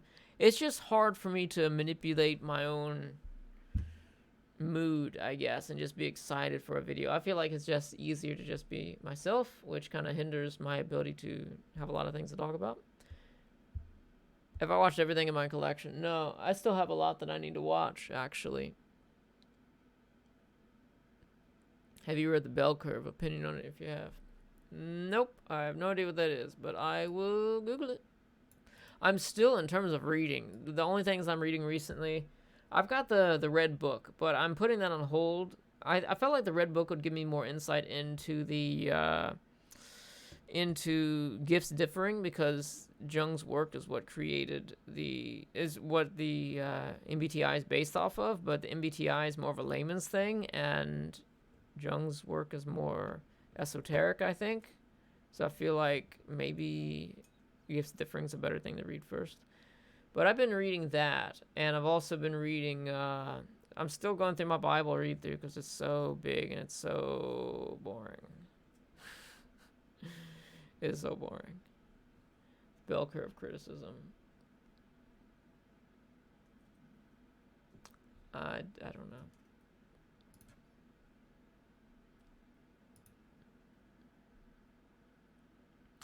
This movie you should check out. It's called Overlord. It's War World 2 movie / horror. Huh. Can you link me something to that? Because I'm not going to be able to find it. Because Overlord's such an easy name that everything has. The key is to not care about how many subscribers you get.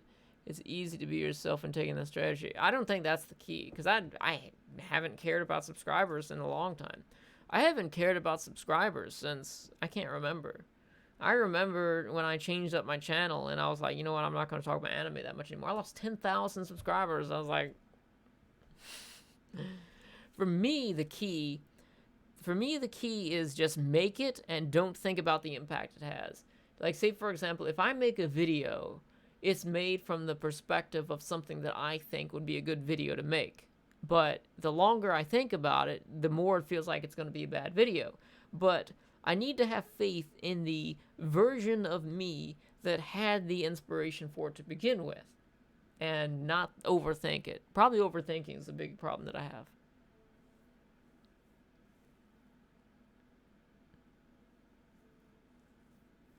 But it's not really about subscribers. However, on some level, like if somebody asked me to do a really complicated video, then I think about views and subscribers. Because it's not worth it.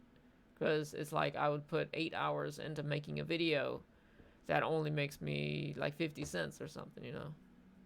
But that's not what I think about when I make any video. What I think about is I want to talk about this, so I'm going to do it.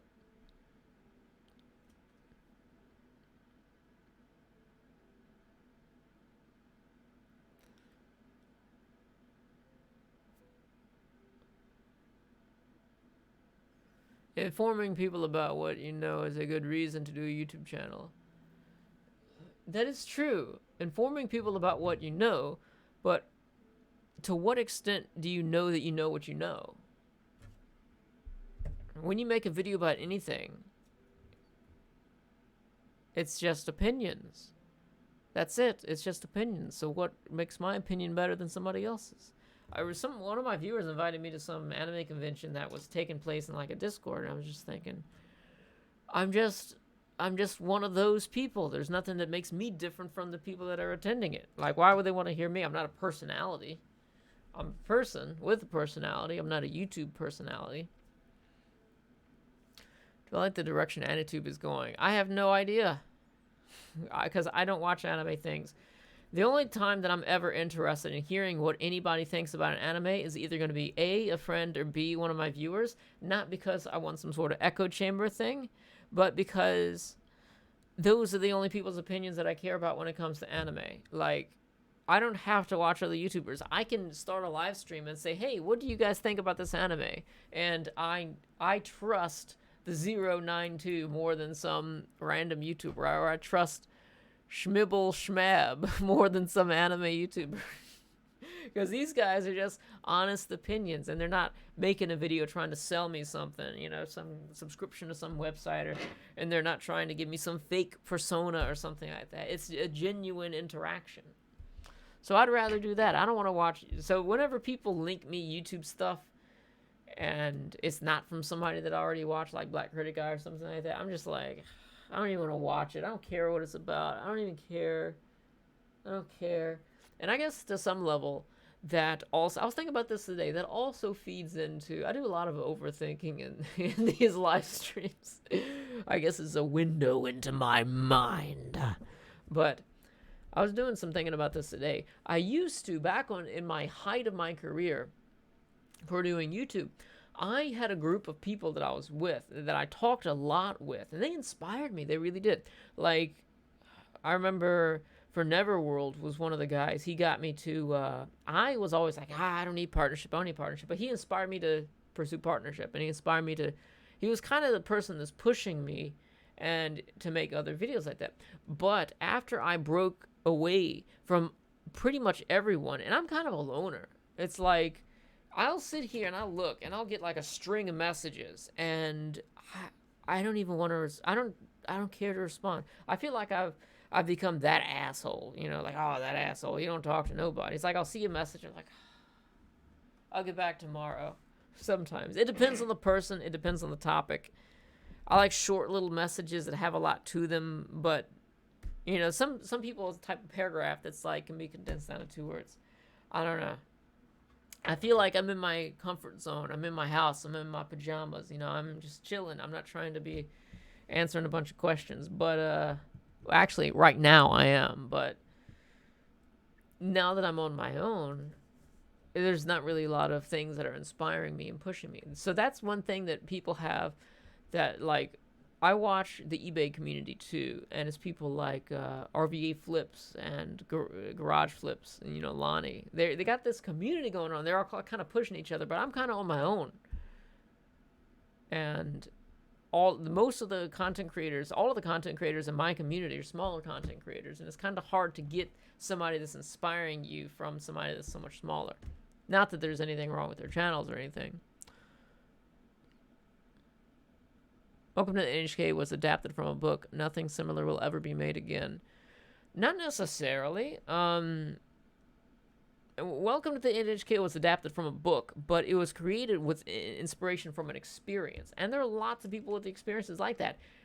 Most of the world is experiencing the NHK experience right now. Not necessarily in the terms of agoraphobia, but there are a lot of people at home right now who are having mental breakdowns due to the fact that they can't go outside.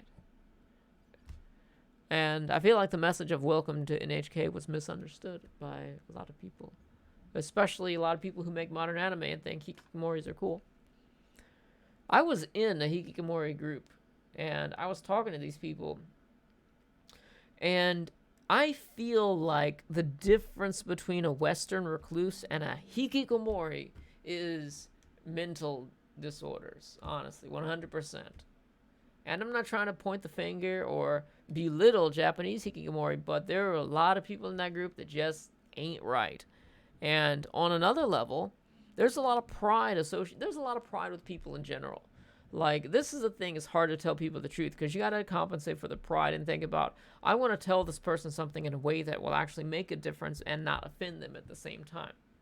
So, got to think about the pride, but they're very proud to be hikikomori, and it's kind of like, oh, I'm a real hikikomori. You're not. Oh, you're just an American. Oh, you work from home. You don't have severe mental disabilities. Oh, yeah, you suck. You know, that sort of thing. And another thing that I noticed is, like, you get people online that there's this strain of thoughts that they go through. One, oh, this world is so rotten.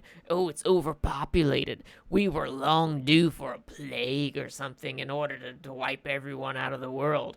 And then they're like, oh, I don't care about the virus because it's not going to kill me. It's only going to kill older people. And it's like they're happy about the fact that other people are going to die. But meanwhile, they're on the internet like, oh, I hate my life. I'm so lonely. It's like, so, or this is what I get. This is what I see sometimes too, when they're talking about the situation that's going on right now. Oh, Thanos is right. Look at what's happening right now. Thanos is right. But meanwhile, they're not the ones that want to fall victim to it. And then you get this where it's like, man, where the hell am I going with this? I'm just on a fucking ramble train right now. But it's like they're happy for something that's killing off tens of thousands, or actually close to 100,000 people right now, probably 100,000 people right now. But they don't want to be the one. But meanwhile, they hate their life at the same time. And so it's like, if you want the population to be decreased that badly, why aren't you? I'm not gonna say but I'm not going there. That's demonetization territory. This world is rotten.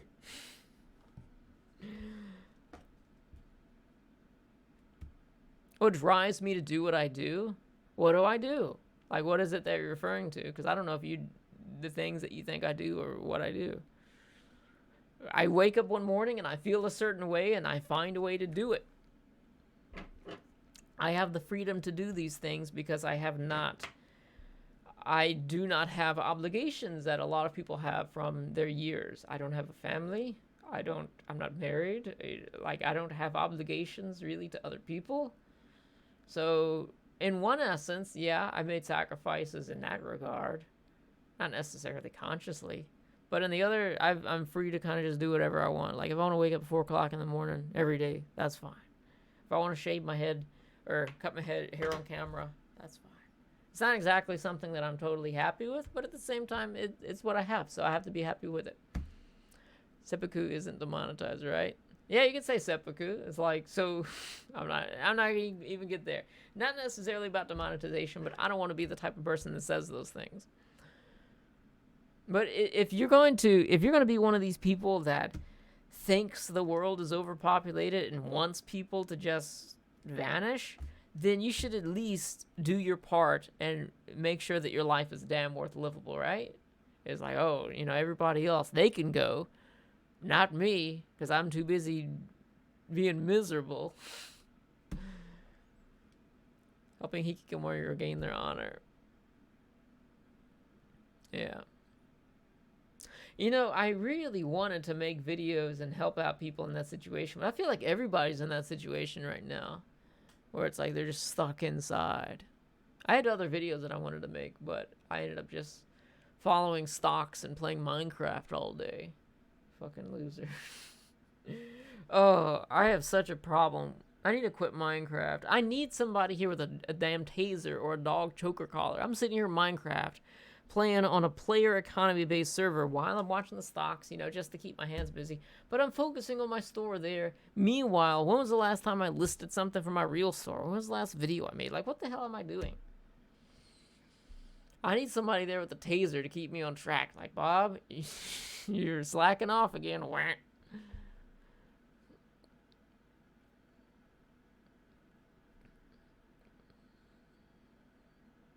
College application essay by BoJack Horseman changed my life before I was in college. I remember you talking about that.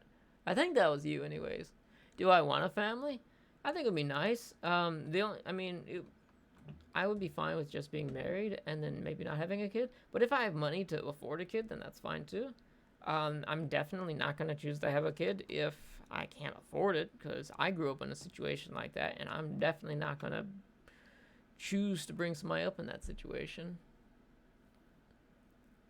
So my comfort comes first, the comfort of my family or whatever comes first, and then if I have excess, and then I can do something with that. Because I feel like I know a lot of cool things that I can teach somebody who knows nothing. But then again, at the same time, if I were to have a kid, they wouldn't want to listen to me, because kids are raised by their...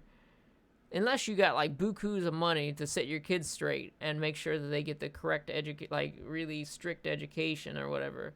Or even then they're going to rebel, but it's like you're going to get TV and movies and other delinquents raising your kid. And then they're going to get upset with you because you're going to disagree with them, and they've got too much pride in order to understand that their knowledge is limited.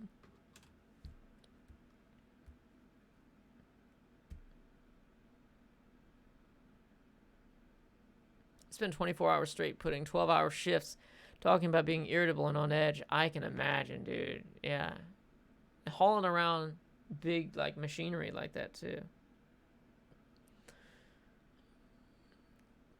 That's a lot of work. I take for granted the situation that I'm in. I feel like, man, I feel like if Duncan and I switched places, I would die within a couple hours of doing his job, and he would make a fucking $1 million doing mine. But that's the thing. It's kind of like whenever you're sick and you're laying there in bed, it's like you could move mountains with the amount of energy that you have in your mind. But then you get better, and it's like, oh, let me sit at the computer and let me play my Minecraft, or let me sit at the computer and just check Twitter over and over again, or something like that. And you don't remember the fierce drive that you had when you were sick. Aside from being sick, I wish I had that fierce drive all the time. Except for when I'm ready to sleep. That's usually when I have it the most. Essential workers should get paid more during this epidemic. Yeah, especially if they've got to work more. But who's going to pay them? That's a very complicated thing. Because, yes, it's right that people who work more and are more crucial to society should be paid more, but at the same time, who's going to pay them? And this is something that I think a lot about. Everybody's talking about, oh, earning a living wage. Minimum wage workers, they don't earn a living wage. I totally agree with that. But at the same time, having a business myself, and I have had people help me out before, and I've known what it's like to deal with paying people and stuff like that.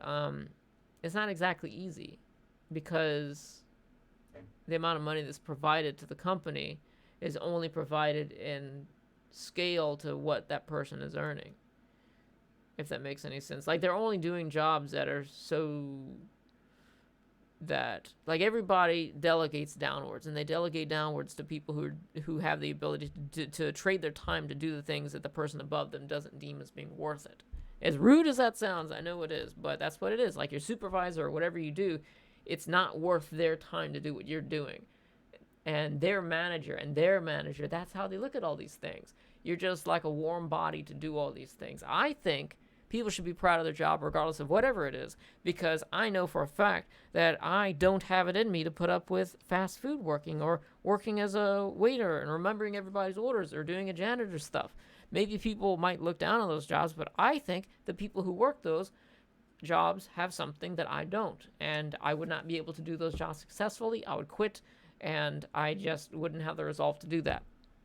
Maybe if I didn't have any other option, I would do it, but I probably wouldn't do a very good job at it. Miss the discussion vids. Hope you made that money while you could and prepped. Oh, I mean, I still got my store open. I do YouTube videos. You guys can donate me. Yeah. Actually, no. I was joking.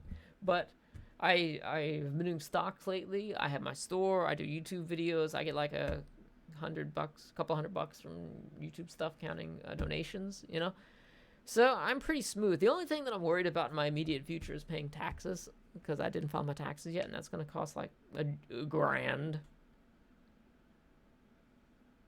Yeah. Did I move or something? Different background. No, it's the same background. I wish. I ain't making moving money yet, but then again, I don't have moving work ethic either, so I can't complain.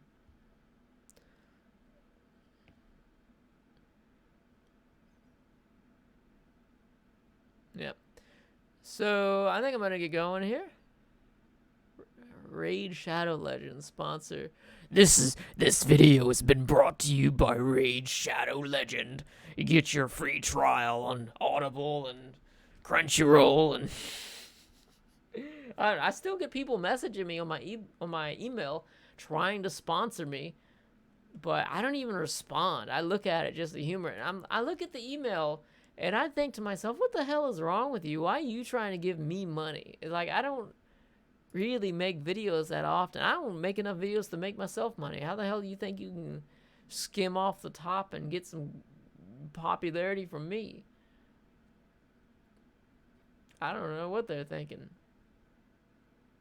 I want to do a stream where I paint. I might do that sometime soon, because I haven't painted in a while. But I'm at a crossroads, because I like to paint landscapes, but I don't actually look at landscapes to paint them. I just look at other people who paint landscapes and their interpretation of it. I was watching Bob Ross the other day. He was painting a landscape, and I was like, is that how nature really looks? So it's like, the things I look at regarding nature the most are people's interpretation of what nature looks like to them. Like in a movie or a video game or watching Bob Ross paint it. Like, I don't go outside. I mean, I do. I used to go to the parks and stuff and work. But it's like, everybody's quarantined right now. So it just feels like, what the hell does nature look like? The mysteries of the world, we'll never know. I got a Discord. Yeah, it's in the description section. I could become the new Bob Ross. Yeah, except for I suck. And it's crazy, too, because Bob Ross is a good painter, but he's not like...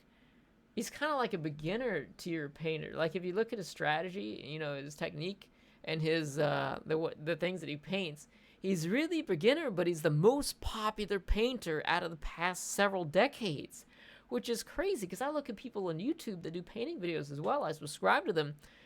And great work. Very detailed. Oh, if you're into painting, let me tell you this. Look up the work of a Mr.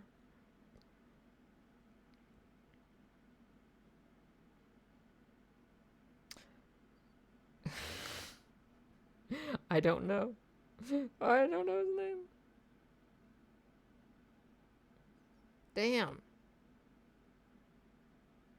I thought I sent somebody his name in a message. Anyways, this is the picture that he's known for right here. Maybe you've seen it. This is, it's going to look like shit because it's on my phone, but it's actually a painting. Just look up the most detailed painting ever and look for a woman in a green sweater. It is incredibly detailed. Bob Ross stumbled into ASMR decades early. Yeah, that's one of the big things. His energy, too. I hate to say the energy. I hate to say that. I feel like your energy, you are motivated, you're happy, that's excitement, that's energy. Your excitement is energy. And I guess you could say the inverse of that is energy, too. I don't like how everybody's saying, oh, your energy is very toxic and stuff like that. I don't like that because it kind of gives it this woo-woo sort of spiritual aura to it, which I'm not spiritual, really. So that's not what I mean when I say that. But he's very relaxing and positive. Just the way he carries himself is very positive. And that is one of the keys to it all. It's just the way he acts. Am I late? You are very late because I am about to end this 20 minutes ago. That's how late you are. You're so late that this ended and you're still watching it. Because I should have ended it 20 minutes ago. But that's your fault, though, because you guys are making the stream so entertaining. I blame you all. Why am I not in bed? It's your fault. I should be going, though. I want to see my dad paint even though he's colorblind. Dude, that's the perfect thing to do. Let him paint. Get him to paint and get him to follow a Bob Ross tutorial. And how awesome is that going to look? Because I've seen some people who have done Bob Ross tutorials who are colorblind on YouTube, and they come out with beautiful, green skies. It's so weird. To us, it's so weird. But at the same time, there's also something beautiful to it as well. So I think that would be a great experience. I don't know how he would feel about it, because you're just like, wow, that's really interesting. Your disability is very interesting to me or something. I don't know how he would take that. But I thought the guy's painting who did the Bob Ross despite being colorblind, look it up on YouTube, was beautiful. Red trees and green sky. That's cool. It's like something out of a fantasy world, presuming that the person doesn't paint like shit. Which I guess is even more fantasy at that point. Rogue Warrior. Oh my god. I wanted to go back to doing that, but I just feel like gaming streams are, I don't know. I want to do them, but they kind of give me headaches. And they kind of stress me out. I don't know why. They should be relaxing. What are my thoughts on digital painting? I think it's cool. I don't have any... I would like to try it, but I'm not about to buy hardware for it.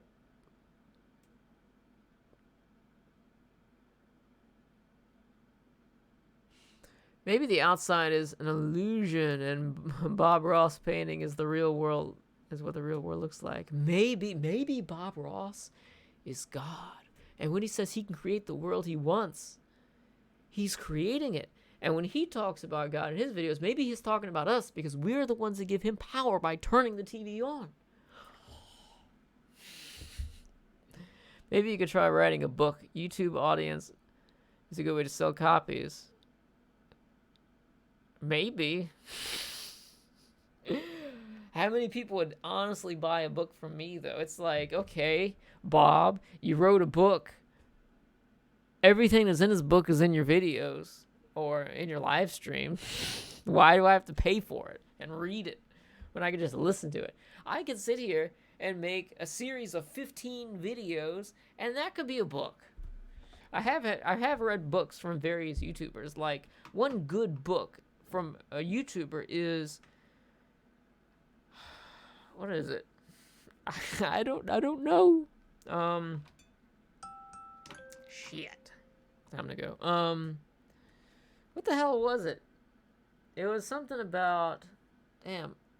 It is too late because my brain is just forgetting how to brain. Rejection proof. Is that what it's called? The cover's got an umbrella and no is dropping on it. That's a YouTuber.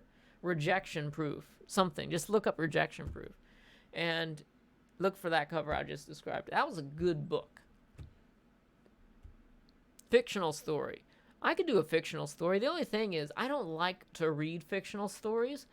You know, I don't like to read fictional stories because I feel like the detail is redundant for me. There's too much, not necessarily redundant, but it's just overdone. People will just go into so much detail about the setting. But for me, I don't need that much detail told to me because I have a very vivid imagination. So I get bored when people tell me too much information. Oh, his hands were crimson red, dripping like something that drips. And his mustache was like something that's, it's like a mangy dog or something. I don't need that. It's like I envision that through context because that's how my brain works. I feel like, you've got people who have no imagination, and you've got people who've got all the imagination, and then I think people who write books try and meet the people in the middle. So it's like they tell things a little bit too much for the people who have great imaginations, and they don't tell it enough for people who have no imaginations. And for me, because I tried listening to the audiobook of the Stephen King Dark Tower, the first one, because somebody linked it to me on YouTube in my Discord, and I was just like, this is too much explanation. That's why whenever I read books or listen to audiobooks, I stick to things which are nonfiction. That does it for me. Dripping, that's something. Yeah, I'm a top-selling author. It dripped like something that drips. And then he went on to talk about how great his imagination is, despite the fact that he said drip like it drips. I don't like fictional stories. I mean fan fiction. I don't mean like fiction in general. I've never read a fiction book that I like just because my brain turns off when there's too much information. I'm just like, let's get to the story. I want to get to the story. Character development. That's why I feel like animation, and possibly to some extent like a very well-made video game, could potentially be the pinnacle of storytelling, the pinnacle, the main medium for storytelling. Totally, 100%, because anime does not rely on people having to act. Voice acting, yes, but not physically act. It relies on animation. So if you want to have in a movie like The Matrix, think about the Matrix special effect budget, but how easy would have The Matrix been if it was anime? So anime has got that over top of The Matrix, and just pulling a random title out of my ass here, but special effects kind of looks like shit a lot of times. It does. You can tell, it's CG. It's CG. It doesn't look so good. The same thing goes for anime too, but if it was done in anime, you wouldn't really have that because people can fly in anime. People can do all sorts of crazy stuff in anime without CG. And the same thing goes for video games. Video games are like anime except for they're interactive. And being interactive is that extra level of immersion to me. So, yeah. Like, say, for example, we just had somebody say Harry Potter's great. What if we had a Harry Potter video game that was from the same perspective as all of the novels, but had that same level of interactivity to it? Maybe, it's very linear and it kind of holds your hand in the quest because it's got to go along the same line as the story, but maybe it's like Dragon Age. What if the people who did the original Dragon Age series made Harry Potter instead of making the movies about it, and you had 10 Dragon Age type video games where it's Harry Potter? Are you telling me, like, I'm not being argumentative or contrarian here, but do you think that that would be a better experience than the movies or the books? Simply for the fact that it's interactive? Maybe some people like to have the things going on in your head, but I feel like if there's too much information about what it looks like, then your imagination doesn't really do you any good because it basically tells you how it looks. You have no imagination. Less is more in terms of detail and for settings and stuff like that. I'm beginning the Church of the Broken God. What is that? I don't think Bob have a Nintendo Switch. No, I don't have any consoles. I have PS3 and PS2, and I still play them. I play PS2 every single day. I get on there and play DDR, and it's great. How about keeping a journal about my life? I need to do that. I got all these books that I can't reach, but you're just going to take my word on it because it's books and everybody has them because they're so, like $1 a piece. But I was thinking about just writing it down. Journaling is very beneficial because I have done mobile journals where I just had things I typed down on my phone and I deleted it. But journaling allows you to put your thoughts into words a little bit better. And I feel like I could definitely benefit from that. But it's like, say, for example, you're sitting there typing out the way that you feel. And, you got to put it in words that somebody would understand because that's the way that you type. You would type in a way that somebody understands. But you don't necessarily think in ways that people understand. So you type it out or you write it out. And the more you do that, the better you get at expressing yourself and the better you get at understanding what it is that you want. Because sometimes this is your brain is or for me anyways, everything is kind of like cryptic and subliminal, and it's like you come to conclusion. We talk about personality types is the INFJ. It is like everything that I perceive is kind of based off of feelings that I kind of subconsciously have about the way things have been in the past.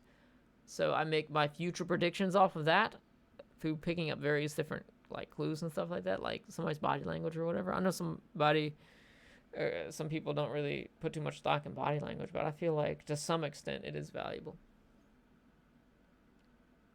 Even though your feelings can be wrong. Bob, behind you. Yeah. What? Get my sword.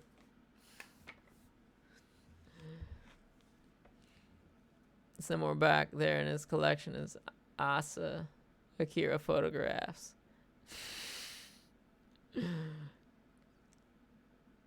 Bob, get a Switch. If I had a... This is the thing. I feel like I would rather just invest in the stock market than buy brand new video games or buy a console. It's like... Not even that. I would rather buy dirty clothes instead. Because if I buy like a... I can go buy a suit or whatever. If I can take a console and, it's like a couple $100. I can go buy a piece of clothing for it. And then I can get 200% back. Actually, I can get even more than that because 200% is only like 2 times. I basically, like, I'll buy something for $1 or $3 and then sell it for like $50 repeatedly over and over again. The only problem there is like your money's locked up for a while. Like I got containers of shit that's been sitting around for months. Some stuff for like a year. Can't wait to get rid of some of that stuff. But yeah, journaling is very good. Cool blade, by the way. Thank you. I stopped buying games outside of Humble Bundle. Yeah, just get the cheap stuff and invest it. Invest in your future. When you think about it, somebody was saying to me, like, oh, you should get Final Fantasy VII. Okay. But I got to buy a $300 console for that and a $60 game. But for me, what is that going to do for my future? That's like 60 hours of entertainment. What else could I do for 60 hours and be entertained? Anything I want. It's free. I can be entertained with 60 hours on YouTube. I can just watch Netflix for 60 hours. I can do anything for 60 hours. There's free video games out there I can do for 60 hours. But if I invest that money, whether it be into my business or in stocks or just whatever I invested in, the money will grow. It'll grow. And by the time I finish the game 60 hours, I would have had more money to begin with because I didn't buy the game and I invested instead.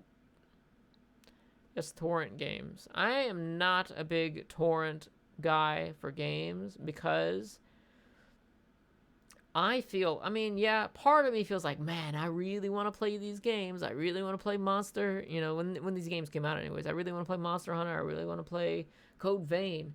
But it's like, I don't want to download it and then be streaming it because that's what I'm going to do. And then there's some sort of anti-piracy sort of like thing in the game that they set up so that people online know that you pirated or something like that. I'd rather just wait for it to go cheap and buy it honestly. What was it? What was it? Greek philosopher. What is Socrates that said you can't gain anything worthwhile from doing something dishonest. And I agree with that. Except for the fact that I have reviewed anime for a while. But what did I gain from that? I don't know. Not that reviewing anime is dishonest, but I did put a lot of clips in those videos, and you all know where I got those clips. Can't afford Wi-Fi, so I have to leave online and games behind and stick to offline stuff. Online games are just kind of cheap, though. It's like repetitive. Online games, like you do the same thing over and over and over again. But single player games is where the true, like, great experience is. You play these games and it's a story and it's an experience, and, you know, online is just repetitive. But I definitely understand minimum wage is a bitch. Is it completely black from blade to handle? Oh, shut up, Siri. That was just the Saya.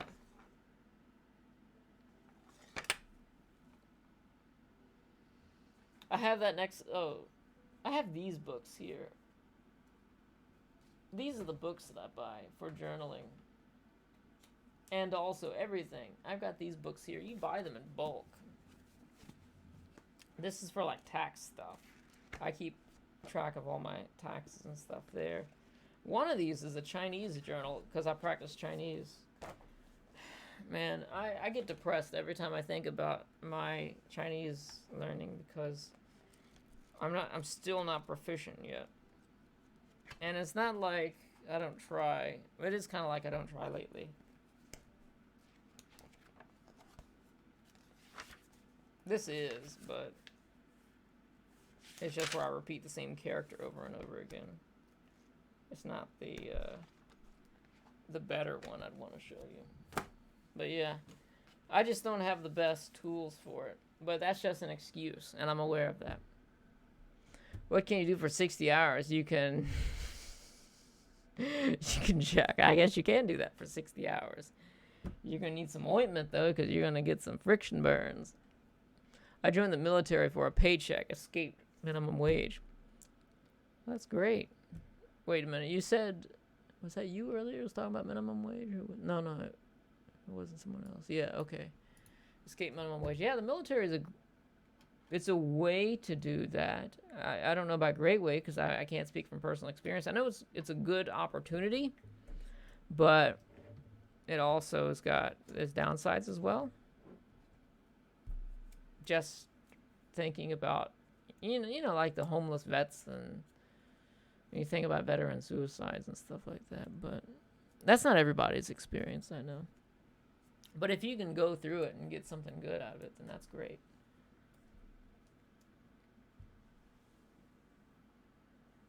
Now, I was thinking about, like, everybody wants free college, but it's like, what would be the incentive to join the military at that point? They just go back to drafting people. I mean, you still have to sign up for a draft. I've never made a minimum wage join right out of high school. That's good. So what do you do now? Are you out? Man.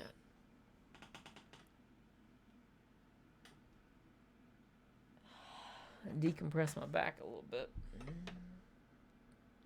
Say Taiwan is #1 in Mandarin. I don't know how to do that. Taiwan is very beautiful, though, from what I've seen online.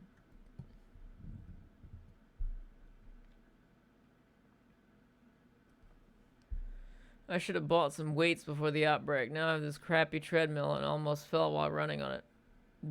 Is your treadmill powered?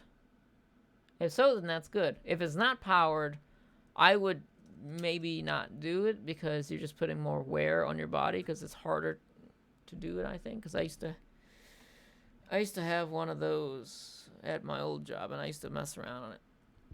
And I read online that those unpowered ones aren't the best. But, yeah. You can order weights on Amazon. Weights are the best to order on Amazon. Like,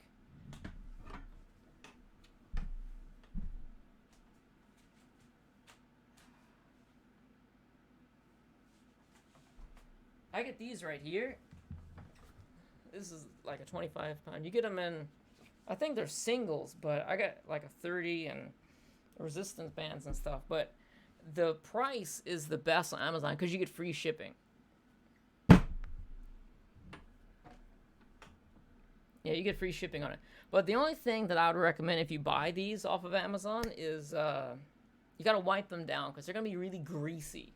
I don't know why, but they're really greasy. And I like the fact that it's rubber because it's not gonna scar your floor up like metal weights. I got my 30s holding my DDR pad down right now. It's a funny coincidence. I worked at a Chinese seafood place for a few months and then I got laid off. And then the outbreak happened. I would have been laid off anyways, but this is fate. I don't know. It's a coincidence, maybe. Remember, children, if you get depressed about your Chinese studies, start. Sure, I don't know what that is. What you're getting at there. I have the Olympic rings and pull-up bar. You can do a ton with both. Yeah, I got a pull-up bar. I got that too. My thing is, I don't think my bottleneck for me is eating because I only eat the things I cook, and I'm just not a hungry person. I mean, I am kind of hungry. I eat like constantly throughout the day, but I'm always eating healthy things, and I lost weight during the quarantine. You know, I'd be inside all the time anyways, but I lost weight during that because I'm thinking about how often I go to the store. I think I'm down to like 125 pounds or something. I was like 130, and I'm only 5'5", but I'll lift weights and stuff. And I'm just thinking, I'm sitting there exercising, doing my DDR for like an hour or something, which is a long time to just do cardio, but I'll do that, and then I'll be lifting, and I'm thinking like, is this really doing anything? I don't know, because I'm already so lean to begin with. Maybe not so lean, because I do have a bit of body fat, I guess. But I'm just thinking, what is this doing? Like, I'm not consuming enough calories to really build muscle. Where do you get my DDR game? And I really felt nostalgic whenever I saw it play. Yeah, I did a live stream the other day when I played DDR, and I started feeling really sick. So I turned it off after like 30 minutes of playing because I didn't eat at all. But I need to do another DDR stream at some point. I have a third-party dance pad from Amazon, and all of the other PS2 DDR games I got, I've had them forever. If you need calories but don't like energy, eating drink, like whey protein shakes, no, I can't drink that because I'm lactose intolerant, and I've gotten dairy-free protein shakes, protein powder before, and it is filled with so much fiber. Like, dude, my diet already has a good balance of fiber in it, but those things, it'll just kick you way overboard because it's got a good third of your day's worth of fiber in that drink in itself.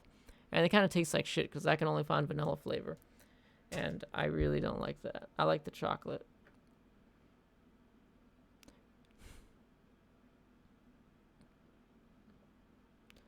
My videos seem like a better cardio than treadmill. Yeah, do the videos thing. Or maybe you can just get out and run. I don't think they're welding people into their houses yet. You can just go out in your neighborhood and run around. And I say that just being kind of like satirical because that's what they were doing in China, according to the videos that I've seen. Not that anybody's actually going to get welded in their houses over here. I'm lactose intolerant, but I'm able to drink casein just fine. I'm not lactose intolerant in the way that other people are. I'm lactose intolerant in regards of that being another symptom of irritable bowel syndrome.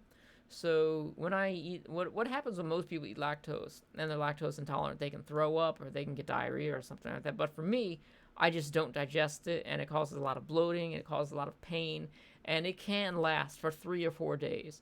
So some people are like, oh, just eat it and suffer with it or whatever like that. But for me, there's nothing in this world that can taste good enough that will be worth feeling like shit for 3 days. Because it's not just a bodily thing. It's not, oh, my stomach hurts. It's like my mood is shit because I feel bad.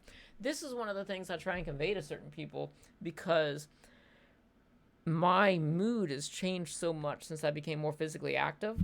And I noticed during times like right now, I just sit around and play Minecraft and trade stocks all day. But even though I still exercise like for an hour that day, it's still something that affects my mood because like you don't really think about how it affects you until you've gotten that weight off your shoulders. And I never realized how it was until I made the change because we're so adaptive. If I backtrack the video for literally 2 seconds, it sends me back to where I came into YouTube. Yeah, you probably got to catch the stream when it's over with. I'm in DDR videos, not auto.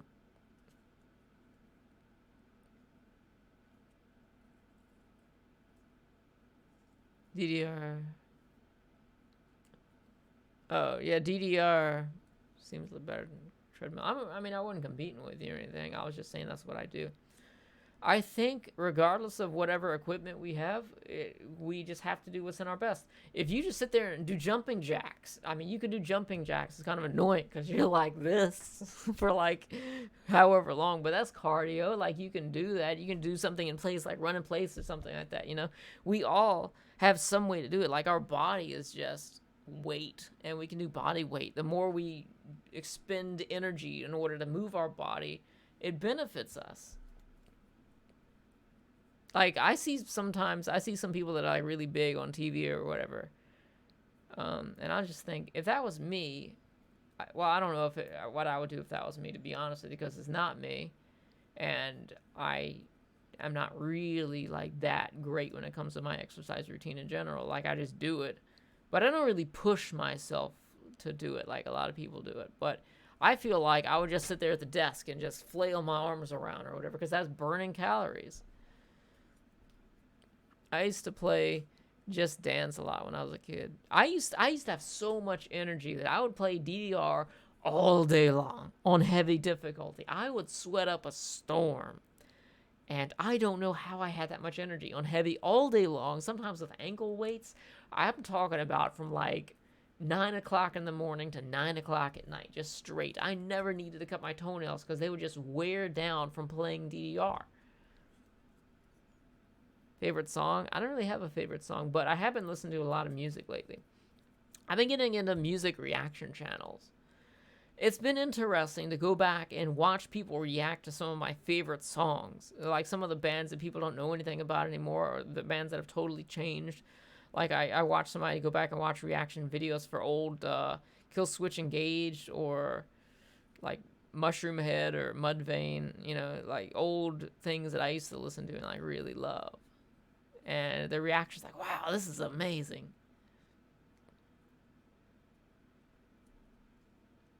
Just Dance is how I found how to walk like an Egyptian long before I watched JoJo. Have I played Drakengard games? I played the first one on PS2, but I didn't get very far with it. I need to get back eventually. Whatever that's going to be. I lost more weight gaming. Just dancing. I did by going outside and running around a few things. Exactly. There used to be people. I remember this G4 TV, I think it was. They did something a long time ago. This girl who had like a spring break or whatever and lost so much weight playing DDR. You can lose so much weight doing that. I don't know anything about David Cronenberg, but I gotta get going here. I said I was gonna go at 10:05. It's 11 o'clock now. What about eggs? Can you eat a lot of eggs? They're super cheap. I do eat eggs. I eat eggs every day. How much eggs can a person eat? Because it's like there's a lot of cholesterol in eggs. I'm fine with the things I eat. I'm just I get full off of it. But I don't know. Maybe it's less to do with my food and more to do with my work ethic when it comes to working out. Because it's like I don't know what it's like for people to push themselves because I'm never around people who push themselves. So when I'm lifting weights, I'm like, oh, this is uncomfortable. A few more. Sometimes I'll stop when it gets uncomfortable, but sometimes I'll go like, oh, this is uncomfortable. 5 more. Then I do the 5. Then I'm like, oh, I'm still holding them. So 5 more. 5 more. 5 more. And sometimes I'll just do that. Yeah. Oh, they have DDR on the Switch. Well, that's cool, too. Like, anything you can do. You got the dance pad, too. I got a DDR on the Switch, too. We might have the same game. I bought it to sell it, and I never listed it. Wait, you said Switch? I got the Wii. I don't know why I consider that. Do they even have DDR? If only they had DDR on the Switch. What did I read? I think that deleted message. Oh, you deleted your message. Maybe you meant on the Wii or something like that. I've got a DDR on the Wii. It came in a big white box. I found it at Goodwill for $3. It's best to follow a workout routine rather than guess. It probably is, but I mean, the routine is like I never do less than my routine. I always do more. So the guessing would be an excess. I don't know. Anyways, I'm losing my mind. I'm tired. I got to get going here, and so I can go to sleep. Thank you all for watching. I'll see you next time. Have an awesome day.